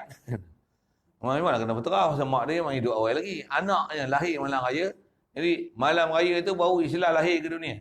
Jadi dia dapat malam raya tapi tak dapat akhir Ramadan. Tak ada zakat. Ini pun selalu bab-bab orang tanya. Kalau mati malam raya, Siapa mati malam raya? Orang lah mati malam raya. Kalau baby tu mati malam raya lahir, malam raya tu lahir, tak ada apa-apa lah. Malam raya tu lahir, malam raya tu mati. Ni dia hidup, lepas tu malam raya meninggal. Kena tak kan? Kena. Baby tak kena, orang tua kena. Apa pula? Yang ni dia dapat akhir Ramadan, dah awal Syawal. Yang ni dia tak dapat akhir Ramadan, dapat awal Syawal aja. Begitu juga kalau orang tanya, ni dekat-dekat ujung dah. Betul-betul dekat-dekat dah maghrib, 3 minit lagi menghembus dah nafas yang terakhir. Ya tak? Tak ada kena zakat. Zakat berterah tak ada. Perkiraan syarak sampai macam tu, detail satu persatu. Time dia tu diperkira sampai tahap macam tu. Dah bayar dah? Bayar habis lah. Pasal dah bayar bulan Ramadan lagi kata dia. Boleh minta balik tak? Dari sisi hukum boleh minta balik. Saya tak wajib. Kalau zakat RM7 tu saya minta lah, buat malu je. Kalau zakat tu kena RM7,000 esok, minta. Terah tu RM7,000. Bukan RM7,000. $7,000. Minta. Minta. Tambah kat kerajaan macam ni. Minta. Kata memang saya dah bayar. Tapi rupanya si bayar ni, pembayar peterah ni, dia telah meninggal sebelum terbenam matahari. Ni surat mati dia apa-apa. Jadi kami nak minta balik. Pasal sepatutnya kerajaan tak ada hak untuk mengambil walaupun sekupang oleh dia. Walaupun dia dah bayar. Siapa? Hak kami untuk ambil balik harta untuk dibagi pada pesaka pewaris-pewaris yang ada. Boleh minta. Kedah kita boleh. Tambah kerajaan lah ni. Minta. Pasal bantuan sekolah agama dia tak bagi. Sekolah Cina dia bagi. Ambil lah Menteri Kewangan kau yang bagus tu. Bagus-bagus pun mana boleh dibuang tol. Tak boleh juga. Padahal dia yang duduk bising dulu. Ini yang tol mau masuk Pulau Pinang sepatutnya jambatan tak payah bayar. Ini bukan cara untuk mengembalikan ekonomi.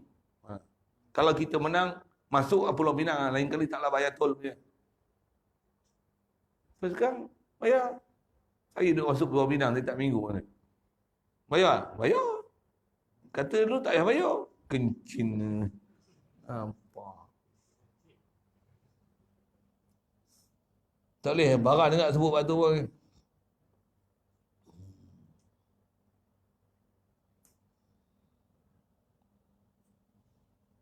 Satu kaedah kita, kaedah tu jangan cakap besar. Kita tak boleh menang yang itu. Memang kadang-kadang kita tengok satu orang ni macam boleh buat satu kebajikan yang lebih bagus lagi. Kita pun kritik lah. Patutnya macam ni. Kita pegang baru tahu. Macam datang ke masjid serupa juga. Surau sama juga. Kita tengok orang ni takbir komplain macam-macam lah. Oh, penyata kewangan tak ada. Ni ada aktiviti panggil ustaz macam ni buat apa. Panggil lah ustaz macam ni buat program macam ni. Kenapa tak buat macam ni? Oh, sedap dia petikai. Mesyuarat agung tukar jawatan kuasa dapat senyap langsung. Jangan weh. Itu jangan cakap besar. Kalau kaedah macam mana? Biarlah ada pimpin. Tak betul, tegur dia. Bagi betul je lah. Itu ya. Kalau dia memang tak nak sungguh tu, cakap lah sampai, nasihat lah sampai dia boleh kan. Dakwah lah dia. Itu kaedah kita. Bukan kaedah kita nak menang, bagi jatuh. Pijak orang tu. Pijak-pijak orang tak boleh buat apa. Allah. Saya mula boleh tiap tu, saya boleh tiap panjang. Okay. Asal nak sebut jangan cakap besar. Jangan cakap besar. Satu kita sentiasa istilahnya pandang orang lain ni dengan kita ni. Jatah apa dia buat tak betul memang kena tegur. Tak betul memang kena tegur. Allah. Tapi tak diajar pada kita menjatuhkan orang. Tak. Kalau dia bagi peluang masuk bertanding, jatuh kalah lah. Biarlah. Tapi dia tak betul, dia tetap yang tak betul, dia tak betul. Jangan tak betul dikatakan betul. Itu kata kita ada disiplin tu dalam syarak. Apa dia, mana boleh, mana tak boleh.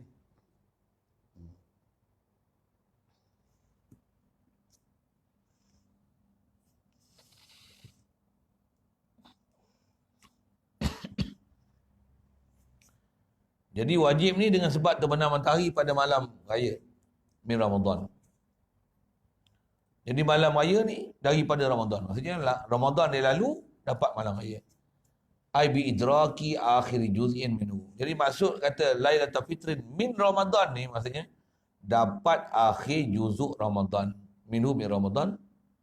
Wa awwala juz'in wa idrak wa awwali juz'in min Syawal. Dan dapat awal juzuk Syawal. Itu memang istilah yang selalu disebut oleh para ulama kita. Tapi bahasa kitab ni pendek je. Dapat terbenam matahari Syawal. Faham betul tak? Maksudnya dapat akhir Ramadan lah. Itu bahasa dia sangat ringkas. Jadi fala tajibu bima hadasa ba'dal ghurub. Jadi tak wajib zakat barang yang berlaku ia baru jadi ia selepas pada terbenam matahari. Ma hadasa ni maksudnya kelahiran. Kelahiran yang berlaku selepas daripada terbenam matahari baru lahir malam raya. Nama pun Muhammad Fitri. Memang orang dulu dia ambil sebenar-sebenar itu lah kan. Nama siapa? Muhammad Fitri. Macam ni mesti lahir malam raya. Betul. Nama siapa? Muhammad Ramadan. Mesti bapak kau Syawal, betul tak? Saya dulu biasa memang kaki tengka lah budak-budak ni. Bila anak Ramadan, takkan beranak bulan Ramadan, jarang ni. Saya boleh agak. Kamu nama apa? Muhammad Ramadan. Bapak kamu mesti Syawal, betul tak? Betul Ustaz. Mana Ustaz tahu? Saya agak je. Memang fitrah manusia dia macam tu lah. Bila nama dia Fitri, dapat anak dia buah nama Ramadan. Dapat pula malam 27. Ni malam. Ni nama Nur Lailatul Qadar. Katilah gitu. Nur Ramadan ni. Apa sebut ni? Ni cerita nama sikit. Nama. Fitri. Fala tajibu bima hadatsa ba'da ghurub. Waman antaranya kata dia min waladin, antaranya sebab anak. Ni dapat anak malam raya, baru lahir anak. Fitrah tak wajib atas anak itu. Satu. Wa nikahin, dan nikah. Malam raya tu akan nikah. Isteri kena bayar fitrah. Suami tak wajib. Siapa? Jadi isteri kita malam raya. Bukan jadi isteri dengan akhir Ramadan dan awal Syawal. Detail kitab macam tu. Kalau tanya ustaz-ustaz lah ni, mampu pening jawab ni. Tak kerti dia mana nak keluar hukum. Wa milkin kinin, dan juga dengan sebab memilih hamba. Malam raya tu boleh hamba. Terah tak wajib atas kita. Wajib atas tuan dulu. Pasal tuan dulu, dia milik hamba tu akhir Ramadan, awal Syawal.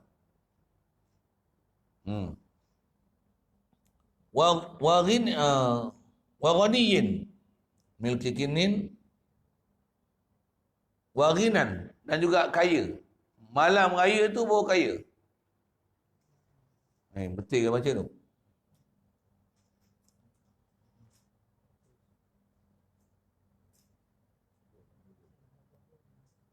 Milki kinin wa ghinan macam itu, wa islamin, dan baru masuk Islam.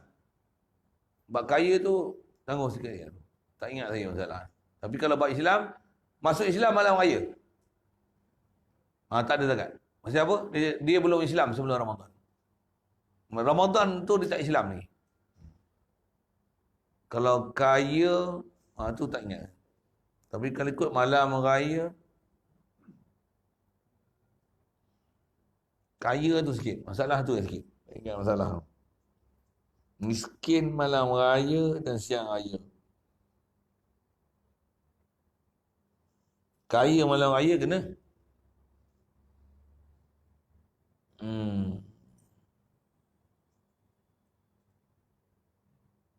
Tentu sikit. Kena tengok sikit.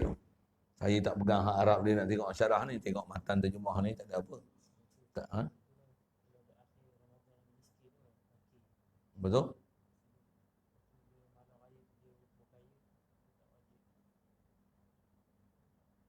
Tak. Kena. Kalau malam raya tu mau jadi kaya ataupun siang hari esok dia kaya, kena bayar fitrah. Kena.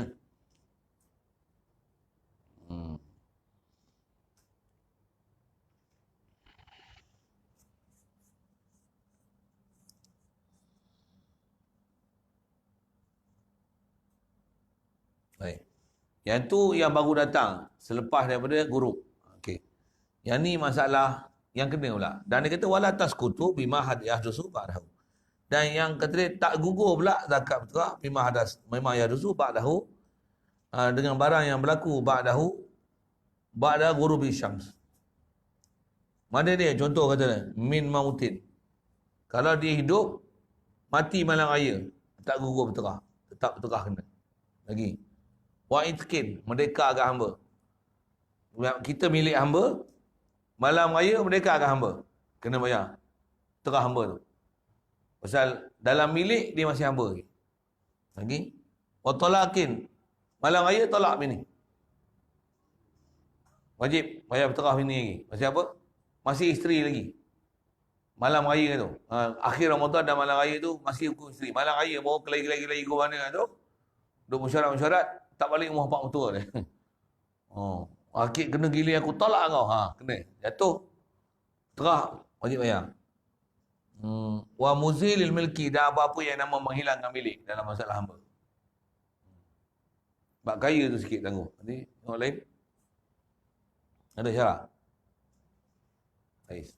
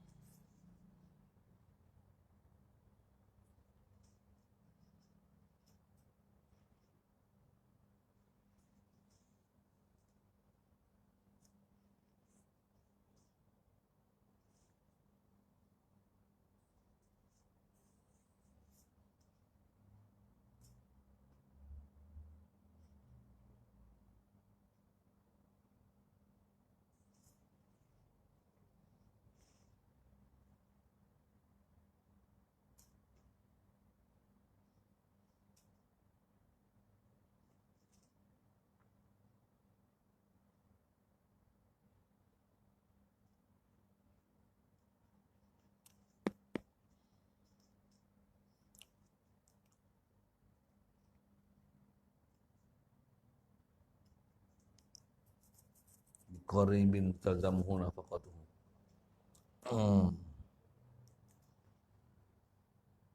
Dia sendiri kaya datang untuk dia. Dia kaya zakat. Sikap kaya kena apa tu? Kalau nak jadi pun jadi, contoh masalah kaya tu. Setelah kita anak, kita tak balik lagi. Bapak kita miskin. Kalau bapak miskin, kita tak balik lagi. Katalah kita balik lah. Tak balik jadi payah lah. Tak balik memang tak wajib kita zakat. Pasal kita tak balik lagi. Yang wajib atas ayah kita. Tapi bila ayah tak ada, orang macam ni. Boleh tak? Saya buat misal. Masalah kaya tu. Yang kaya baru datang. Malam raya tu. Contoh, kita tak balik lagi. Tapi kita tak walaupun tak balik, kadang-kadang duit kita ada orang bagi, orang sedekah dapat duit bantuan lah macam-macam. Orang sedekah duit raya pun, duit kita, duit bapak kita, duit bapak kita. Bapak kita katalah dia hukum status dia miskin. Malam raya tu, asal kalau dia masih tetap miskin, zakat, fitrah wajib atas kita, cuma tertanggung atas dia. Jadi kalau dia tak boleh keluar zakat, kita ada duit. Antara kebolehan bapak ni, dia keluarkan daripada duit kita untuk bayar zakat kita. Dia tak kena zakat. Boleh? Faham saya sebut apa? Jadi kalau anda kata dia tak ada, wajib zakat tu atas kita. Tapi bila bapak kaya, macam mana? Kita tak wajib zakat. Pasal tak wajib atas kita, bila datang kaya tu, kita tak kena zakat, bapak kita kena bayar. Tapi nak syarah, mesti pergi kot tu. Susah sikit. Selalunya, atas diri sendiri ni jadi kaya, seingat saya, kalau siang raya tu, dia ada dapat kadar yang mewajibkan zakat atas dia, ataupun atas tanggungan dia. Begitu juga malam raya, malam hari raya tu, hari raya siang ni, malam satgi ni, pasal bab nafkah dia kena kira iktibar siang tu mula dengan terbit fajar. Dengan terbit fajar tu mula masalah nafkah. Malam tu adalah hukum siang ni dalam bab nafkah. Dalam bab nafkah, hari tu rasanya kita ada bahas sikit bab tu. Dalam bab nafkah, malam pada hari setiap hari itu dia adalah dikira malam hari berlaku, bukan untuk hari esok. Bab kiraan hari ni dah kira malam Ahad. Tapi nafkah pada isteri untuk esok, dia tak mula malam ni. Dia mula esok. Dan terbit fajar. Terbit fajar tu wajib bagi nafkah dia. Jadi fardu takdir kita mati malam ni, fitrah pula dah. Zakat dah pula dah. Nafkah esok hari tak wajib atas dia. Jadi kita punya wajib nafkah duit berhenti takat malam ni. hari ni kan. Untuk esok tak ada wajib kena tolak duit nafkah kita kat dia untuk esok hari. Nak sebut ada istilah nafkah tu. Jadi kalau masalah bapak kepada anak, kalau malam ni malam raya dia tak ada duit, baru jadi kaya, tu nak kata, tu yang faham tu, zakat kena ada kat dia.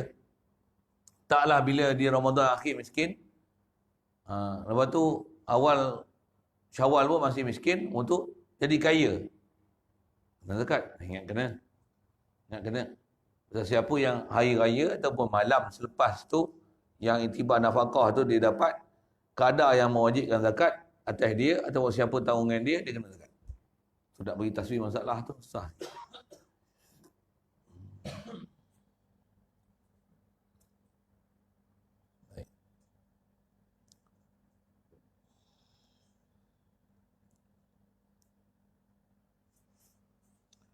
Wa waqtu adaiha min waqtil wujub ila ghurubi syamsi yaumil fitri. Dia kata wajib, waktu menunaikan fitrah ni daripada waktu wajib ila ghurubi syamsi yaumil fitri.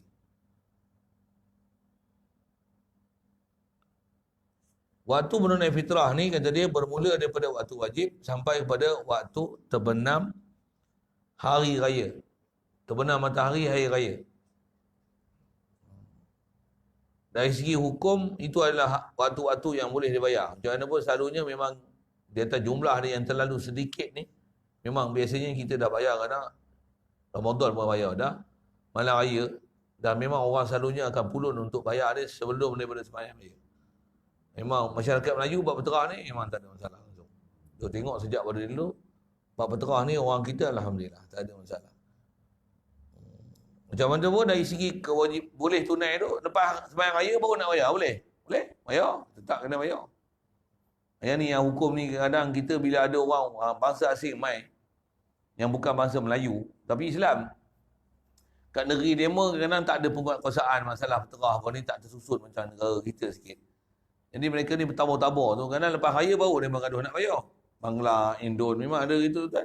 Kalau tuan-tuan tak pernah tengok fenomena ni, tuan-tuan duduk kawan dengan orang bayar zakat, tuan tahulah bila kita didatangi oleh warga-warga luar ni, dia orang lepas sembahyang raya baru bayar. Mau kena marah dengan Tok Amil. Apa tu sibuk-sibuk bayar ni? Orang bayar lah sebelum ni. Orang main pek apa? Pek. Dari segi hukum macam mana? Tak ada nak bayar. Bayar kutip je lah. Apa masalah?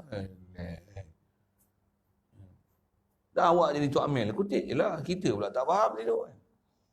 Dari segi hukum memang, dari segi hukum bayar masih boleh bayar lagi. Terah, tak ada masalah pun. Yaumul Fitri. Baik, fayalzamul hurra mazkura ayu adiyaha qabla ghurubi syamsi. Maka wajib atas orang merdeka yang telah disebut tadi, ayu adiyaha, bahawa dia menunaikan fitrah qabla ghurubi syams, sebelum terbenam matahari raya tu. Kalau ni malam raya, esok sebelum terbenam matahari wajib selesaikan fitrah. Siap. Itu yang kata kalau datang kaya tu wajib bayar tu. Ingat saya macam tu.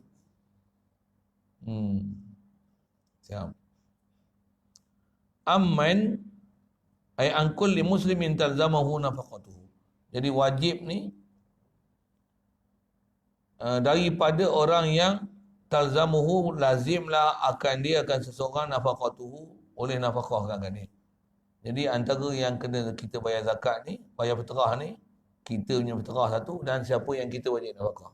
Contohnya bi zawjiyatin, dengan sebab perkahwinan, au milkin amman, au milkin ataupun dengan sebab milik, au qarabatin ataupun kekerabatan, maksudnya bapa, anak ataupun cucu, tok wan, nenek, hinal ghurub, pada ketika terbenam matahari. Maksudnya dengan terbenam matahari itu, kalau kita dah ada jadi hukum perkahwinan, jadi kita dah suami, kita pemilik, kita sebagai bapa, kita sebagai tok wan, kita sebagai anak kepada bapa kita jadi miskin. Jadi bapa tu tak wajib, jadi wajib ada anak. Bab tu ada bab miskin yang dia tak wajib. Yang tu kot boleh masalah kaya dia tu. Itulah misalnya macam ni, bapa kita dia miskin, dia tak ada duit untuk bayar zakat. Jadi bila dia tak ada bayar duit untuk bayar fitrah tu, wajib atas kita. Jadi masa akhir Ramadan tu dia miskin. Masuk malam raya, jadi istilahnya dia dapat akhir Ramadan, dah awal Syawal dalam keadaan dia miskin. Tak wajib atas dia, zakat wajib atas kita.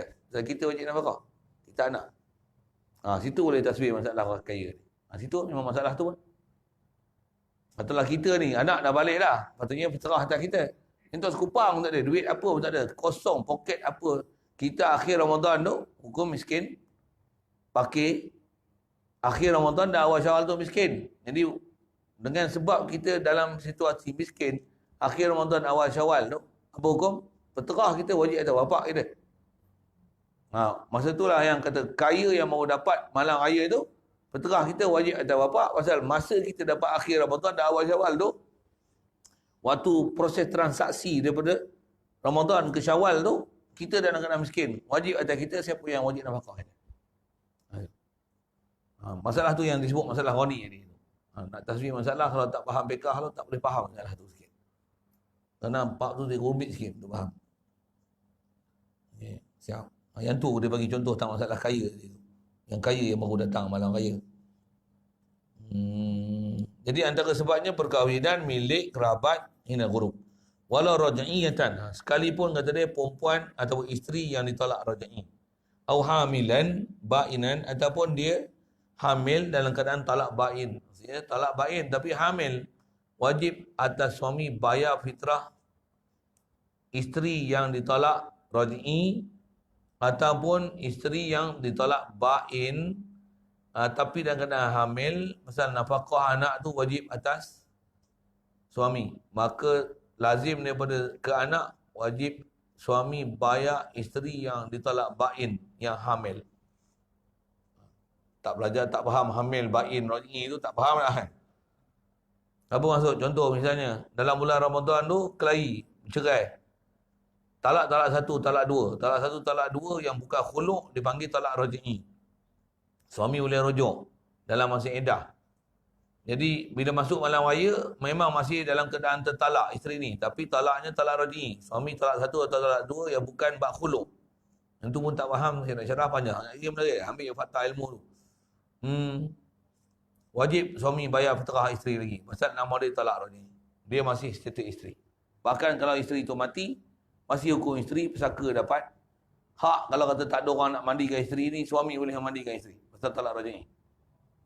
Tu hukum talak raj'i dia ada kat situ. Tu pun nak syarah dia lagi banyak sangat dah. Sekali lalu sebut tu. Kalau talak bain macam mana? Pasal tapi hamil. Dah cerai bini dia talak 3 bulan Ramadan itu. Ni dalam iddah ni. Tapi isteri hamil. Bila hamil wajib suami tanggung nafkah. Kalau isteri tak hamil, isteri pula dah ke, tak wajib suami tanggung nafkah isteri. Tu dia banyak perangkai-rangkai tu. Dengar je lah. Saya nak syarah lagi menarik sangat banyak. Jadi kalau kata dia talak 3, dia bain. Hamil lah isteri tu. Terahnya macam mana? Wajib suami bayar. Siapa? Bayar tu di atas nak bayar anak yang ada dalam kandungan, maka tak dapat bayar. Tak dapat tidak. Asalnya kena nafkah pada anak dalam kandungan, melainkan kena bayar melalui mak dia. Jadi kita tanggung juga terah mak dia. Siap? Ya.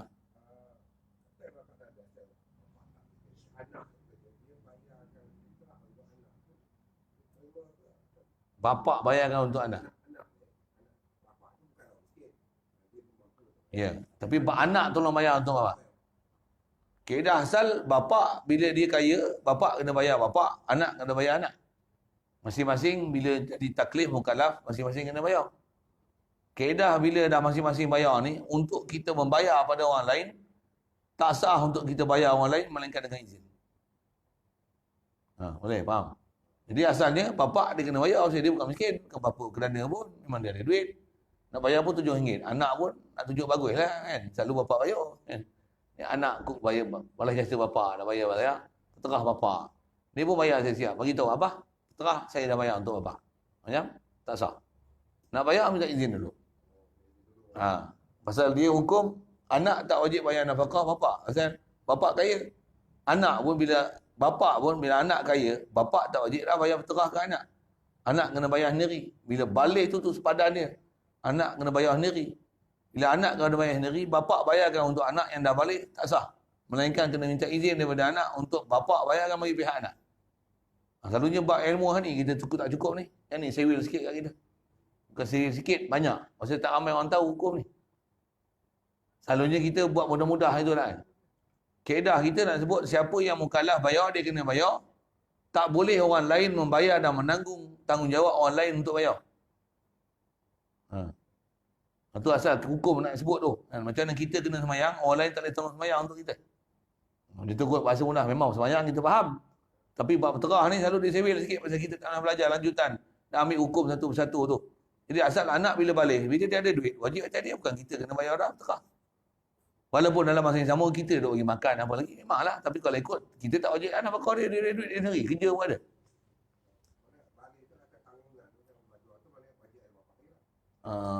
Wajib atas nama nafkah. Tapi terah ni kalau ikut RM7 ni, wajib atas dia. Bukan wajib atas bapak. Walaupun masih nak tahu dengan bapak. Dan dia pula belajar pula. Sama belajar fardu ain apa kalau ikut. Bapak bagi nafkah tu. Bukan wajib dah bapak bagi. Bahkan dia hukum satu isi rumah. Dia hukum satu orang asing nak. Kalau katalah bapak ni misalnya orang kaya. Anak ni dia duduk mengaji dengan sebab tu dia tak ada kerja. Tapi bapak duduk sara. Walaupun bapak duduk sara, anak ni di atas status dia individu. Dia layak dapat zakat tu. Pasal dia hukum orang balik yang tak ada kerja. Yang dia tak ada kerja dengan sebab mengaji. Layak dapat zakat dah. Kalau bapak dia kaya. Pasal bapak dia bukan wajib bagi nafkah kat dia. Masa tu pasal dia dah balik. Sepatutnya dia kerja. Tapi dia tak boleh kerja sebab dia duduk mengaji. Bapak bagi atas nama sumbangan aja. Bukan atas wajib nafkah. Pasal wajib atas dia cari sendiri. Tapi dia tak boleh kerja. Melainkan dengan sebab disebabkan dia mengaji. Maka atas dia. Hak dia untuk dapat zakat daripada siapa yang nak bagi zakat. Itu yang ni pun proses ni pun kena mengaji juga satu-satu. Pasal bapak ni orang tak faham ni. Memang sikit orang tak faham. Orang kadang ngaji agama pun tak faham tu. Dari segi proses nak jadi dia ni hukum terasing dia sendiri ni bila.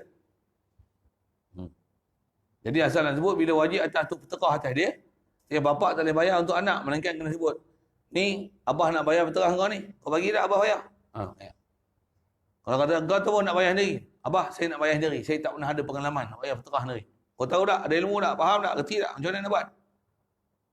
Kerti? Dah faham dah, belajar dah. Okey, macam mana? Nak niat faham. So, tanya cerita sikit. Macam mana? Ambil duit, pegang. Kalau contoh duit tu, inilah duit, nanti beras. Bila perkataan ni ada dalam resit tu. Yang ganti beras, yang bagi sebagai zakat, yang wajib atas aku dan kena tanggungan aku. Kalau tak ada tanggungan aku, atas aku. Pegang duit ni, bagi tu, tak perlu lapas apa-apa dah. Pasal lapas tu sunat je. Nak pegang tangan ni pun nak sebut punya pasal lah kau. Tapi yang tu yang menyebabkan sah pasal ada qasad. Dia faham kerti bayar. Kita tak boleh mana-mana bayar untuk dia. Kalau kita dah bayar pun tak sah, hukum dia kena bayar lain. Pasal keedahnya siapa yang kena bayar terah, kita tak boleh gedik-gedik tolong bayar untuk dia atas nama kebajikan, melainkan dengan izin dia. Hatta anak sekalipun. Hatta kita dengan bapak sekalipun, bapak. Pasal tak wajib kita bayar atas dia. Dia kena bayar sendiri. Jadi tak boleh kita nak buat kebajikan konon. Kita nak bayar berterah untuk bapak aku. Tak boleh. Melainkan, halo dia, halo, abah. Abah bayar berterah lagi? Tak. Jadi tak. Saya nak bayar berterah untuk abah boleh tak? Betul ni? Abah, mak kau macam mana? Dengan mak sekali lah. Bayar. Okey, abah izinkan. Ambil. Baru dia boleh bayar. Jadi buat tanpa ada keizinan daripada ayah dia, tak sah. Pasal tuntutan ibadat tu bukan atas dia. Bila siapa yang mukallaf, dia pula cukup syarat, antaranya tu yang ada kaya bukan miskin, dia ada kadar untuk bayar berterah tu ada. Jadi wajib atas dia, bila orang lain bayar tak sah, melainkan dengan izin. Masalah tu ialah masalah berterah sama, zakat, Allahumma salli alaihi wasallam. Serupa masalah tu kekah, korban sama. Korban, setiap orang dituntut untuk buat korban. Kekah, siapa yang ada anak, tuntutan kekah kat dia. Kita tak boleh gedik-gedik, tengok orang ni beranak, kita buat kekah untuk dia, dah habis sembelih semua, dia kata, kau jangan susah, aku dah buat kekah untuk kau. Tak sah. Bahkan bodoh. Kenapa? Kau gedik-gedik buat untuk apa? Tuntutan kekah bukan kat kau. Kat dia. Kau nak buat bagi pihak dia, tak boleh. Pasal tuntutan ibadat tu, dia punya, dia yang berhak untuk buat ibadat tu. Kita tak boleh buat bagi pihak dia, melainkan dengan izin. Tanya dia, hello, ada dah buat kekah belum? Belum. Aku nak buat untuk anak kau, bagus tak? Boleh tak? Ya ke? Serius ni? Mahal kambing ni. Kambing pun saya nak buat 2 ekor ni. Anak lelaki kan, anak lelaki. Saya nak buat untuk kau, anak kau boleh? Oh, elok sangat lah tu. Macam, dah dapat izin, kau boleh buat. Jangan gedik-gedik pergi buat ibadat yang orang lain yang dituntut untuk buat tu. Yang kita boleh buat. Hatta kalau kita redha sekalipun, selepas dia buat tu, dia pun kata, saya dah buat kekah untuk anak awak. Ya kau, terima kasih banyak-banyak lah. Pasal duk seronok. Bodoh. Pasal apa? Sepatutnya peluang tu ibadat kita yang buat. 1000 orang boleh buat. Orang lain buat. Macam mana? Bukan seronok. Kalau dah minta izin awal, itu hai. Pasal dia menepati prosedur, SOP. Kalau dah dibuat, dia tak minta izin, tak sah. Bahkan kalau ikut, kena cemburu. Yang awak gedik-gedik pergi buat untuk saya, buat apa? Saya yang kena buat akikah tu untuk anak saya. Anak saya tahu dah buat ibadat untuk anak saya. Yang tuntutan bukan saya. Saya nak habuan tu. Kenapa kamu gedik-gedik pakai di atas kamu? Atas kamu banyak sangat ke? Baik kamu bagi sekolah budak-budak tapi yang tak ada belanja tu. Yang gedik-gedik ambil saya punya habuan. Buat apa? Itu saya punya ibadat. Itu habuan saya. Oh, tuan. Kita kalau faham agama, kita sampai cemburu macam tu. Orang lain jangan ambil pot aku punya ibadat. Itu aku punya. Pandai lah nak bayar zakat untuk aku. Nak bayar buat kekah untuk aku. Kita kena ada faham agama macam tu. Kita tak faham ni, bodoh selamba je. Orang tolong bayar. Mujur dia tolong bayar je aku. Tak lepas. Dia mesti tak izin dulu. Pasal taklif bukan asal. Dekat dia, kita nak buat mana-mana tak boleh. Melainkan dengan izin. Untuk dobek izin tu. Dia kenduri je lah. Ya. Itu yang dulu-dulu tu macam mana? Kodor balik lah. Kodor atas dia. Dia pun tak bayar. Dia pun tak tahu. Bapak pun dia ingat selesai dah. Tolong bayar kan. Dia pun tak minta izin. Anak pun diam aja. Siapa yang kena bayar? Hukum anak tu tak bayar. Bapak pun tak minta izin. Anak pun tak bayar. Macam mana? Siapa yang kena bayar? Anak. Bagi tahu lah. Kau yang kena bayar. Kau nak minta nak bayar juga, bagi tahu. Nak bayar dah. Tadi nak bayar. Bukan nanti tahun depan. Sampai orang pelik lah. Ni zakat fitrah ni tak bayar dulu. Tak bayar zakat fitrah. Kau tak tahu hukum, aku baru tahu. 10 tahun dah ni macam ni kan. Katalah anak kita daripada umur 15 25, dia pun duduk rumah hidup ngaji apa-apa, kita duk bayar semua untuk dia. Kita tak minta izin pun dia tak beri.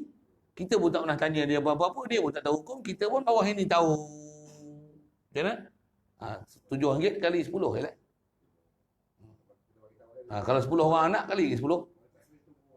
Ya. Pasal baru tahu. Ni yang kata kena mengaji. Nampak? Sepatutnya sebelum buat dah tahu. Macam mana? Dah buat tak tahu-tahu, hari ni baru tahu. Tu pun mujur, tak mati lagi. Kalau mati, tengok rasa selesai dah. Tengok macam mana? Hutang.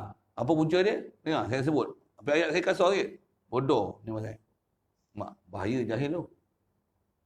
Simple aja masalah pun. Tapi jahil aja masalah. Dan masalah pun teknikal aja. Apa teknikal? Tolong sebut tu izin tu. Izin tu punya masalah tak sah. Izin sebelum bayar. Bukan selepas.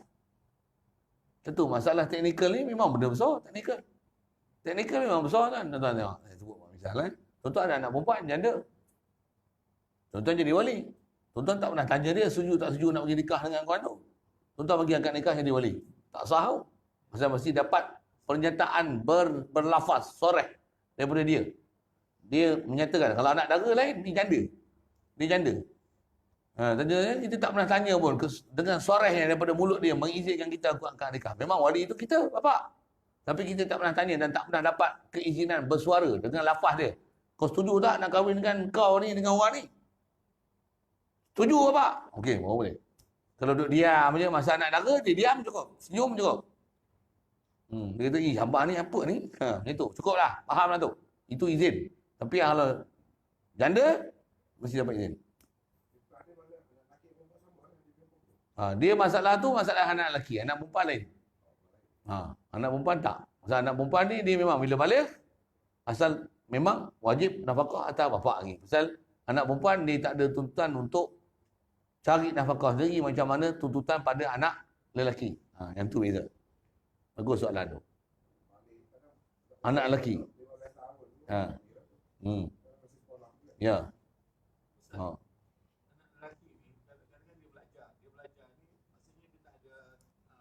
pendapatan. Peterah. Peterah tu ordinary. RM7 setahun ada masalah apa dia? Ada tak duit simpanan dia RM7? Kadang ibu-ibu pun ada kan? Tak? Jadi peterah dia kena bayar. Walaupun makan minum bapak dia duk bagi apa lagi, memang pekerjaan tak ada, tapi duit nak bayar peterah ada tak? Istilahnya dia mampu membayar fitrah. Boleh. Jadi fitrah taklif tak ada. Walaupun tak ada pendapatan lagi. Pendapatan makan minum memang tak ada apa lagi. Tapi fitrah dia boleh bayar tak? Boleh. Wajib atas dia fitrah tu. Fitrah tu wajib atas dia. Boleh. Ya. Ya. Masalah anak perempuan dia ni. Dia kalau tak kerja, tak ada duit apa, memang masa bapak kena tanggung. Pasal memang bab perempuan ni dia lain sikit pasal masalah dia tak ada tuntutan untuk mencari nafkah macam mana orang lelaki. Ya. Tapi katalah misalnya dia ada pendapatan. Bila ada pendapatan, hukum atas dia sendiri. Sekarang ada pendapatan dia. Dan bapak memang tak wajib apa nafkah dah. Dia ada pendapatan dia. Memang wajib atas dia kena bayar. Itu kalau anak perempuan yang ada pendapatan dia. Anak perempuan kena bayar nanti. Kalau bapak nak bayar juga kena minta izin. Bila ada pendapatan, asal tanggungjawab tu atas dia yang dia ada pendapatan. Ya. Ya. Itu pun ada salah satu kaedah teknik bagi dia bayar kan. Anak memang tak ada duit, dia kata kau sekarang dah balik, kau yang kena bayar peterah, aku nak ajar kau cara bayar peterah macam mana, ambil RM7 ni, sekarang dah abah hadiah kat kau, aku pergi bayar peterah. Boleh? Boleh. Pasal bila hadiah, milik siapa sekarang duit tu? Milik dia. Boleh tak dia bayar peterah? Boleh. Walaupun makan minum kita bagi lagi, tapi duit peterah ada tak untuk dia bayar? Ada. Bayar. Wajib atas dia. Boleh. Yang ni yang kita bila tak mengaji memang tak jumpa. Saya pun bila mengaji bab-bab macam ni, pasal saya tengok Tok Guru ni kan, almarhum Patih tu. Anak-anak dia semua dia ajar macam tu. Bila balik dia sebut, dia ajar macam tu.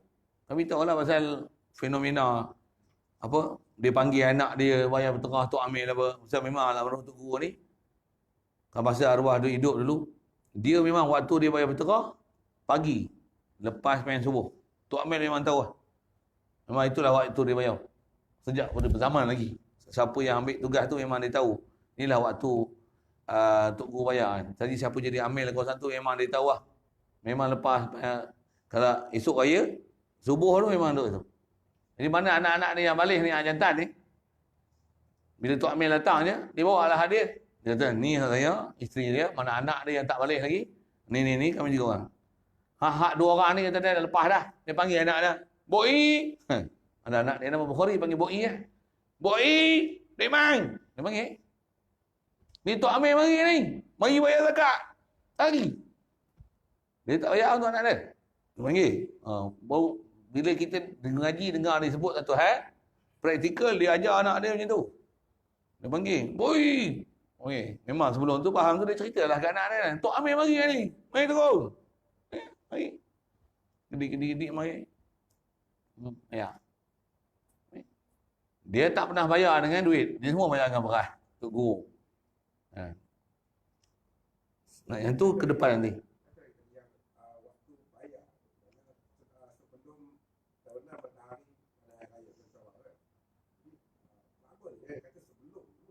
Sebelum daripada bayang raya tu. Ya. Yang tu atas waktu afdal. Waktu afdal. Dari segi boleh tunai dan kewajipan tunai, selagi tak terbenam matahari tu, masih hukumnya bayar tunai. Kalau selepas daripada terbenam matahari hari raya tu, nama dia bayar qada. Boleh. Untuk waktu afdal, ya. Istilahnya kan dia malam raya, waktu sunat. Daripada selepas subuh sampai sebelum sembahyang raya tu waktu wajib dan afdal. Tok Guru ambil waktu tu pasal dia ambil waktu afdal lah. Pasal waktu tu yang memang jadi wajib betul lah, pasal dah lalu Syawal dengan Ramadan tu kan. Ramadan dengan Syawal tu dan dapatlah pagi raya tu sebelum sembahyang raya. Dia tunai waktu tu.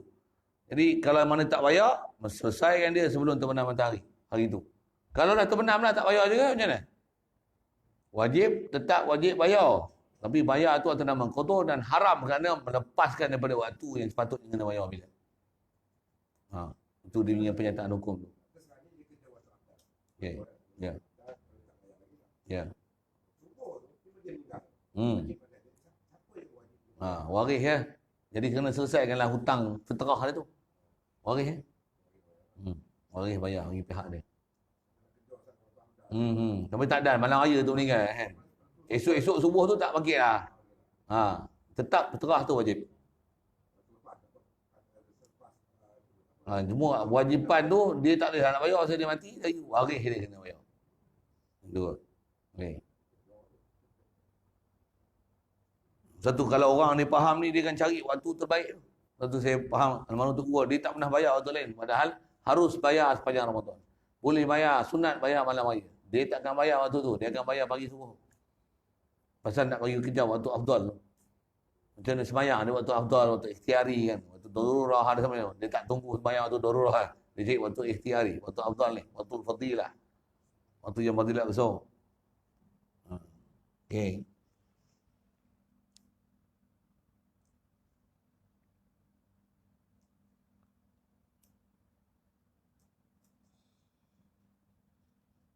Situ dulu. Wala tajibu an zaujatin nashizatin. Ini masih di atas siapa wajib tak wajib. Ada huraian yang itu. Nak baca itu panjang tu. Situ dulu. Ada soal?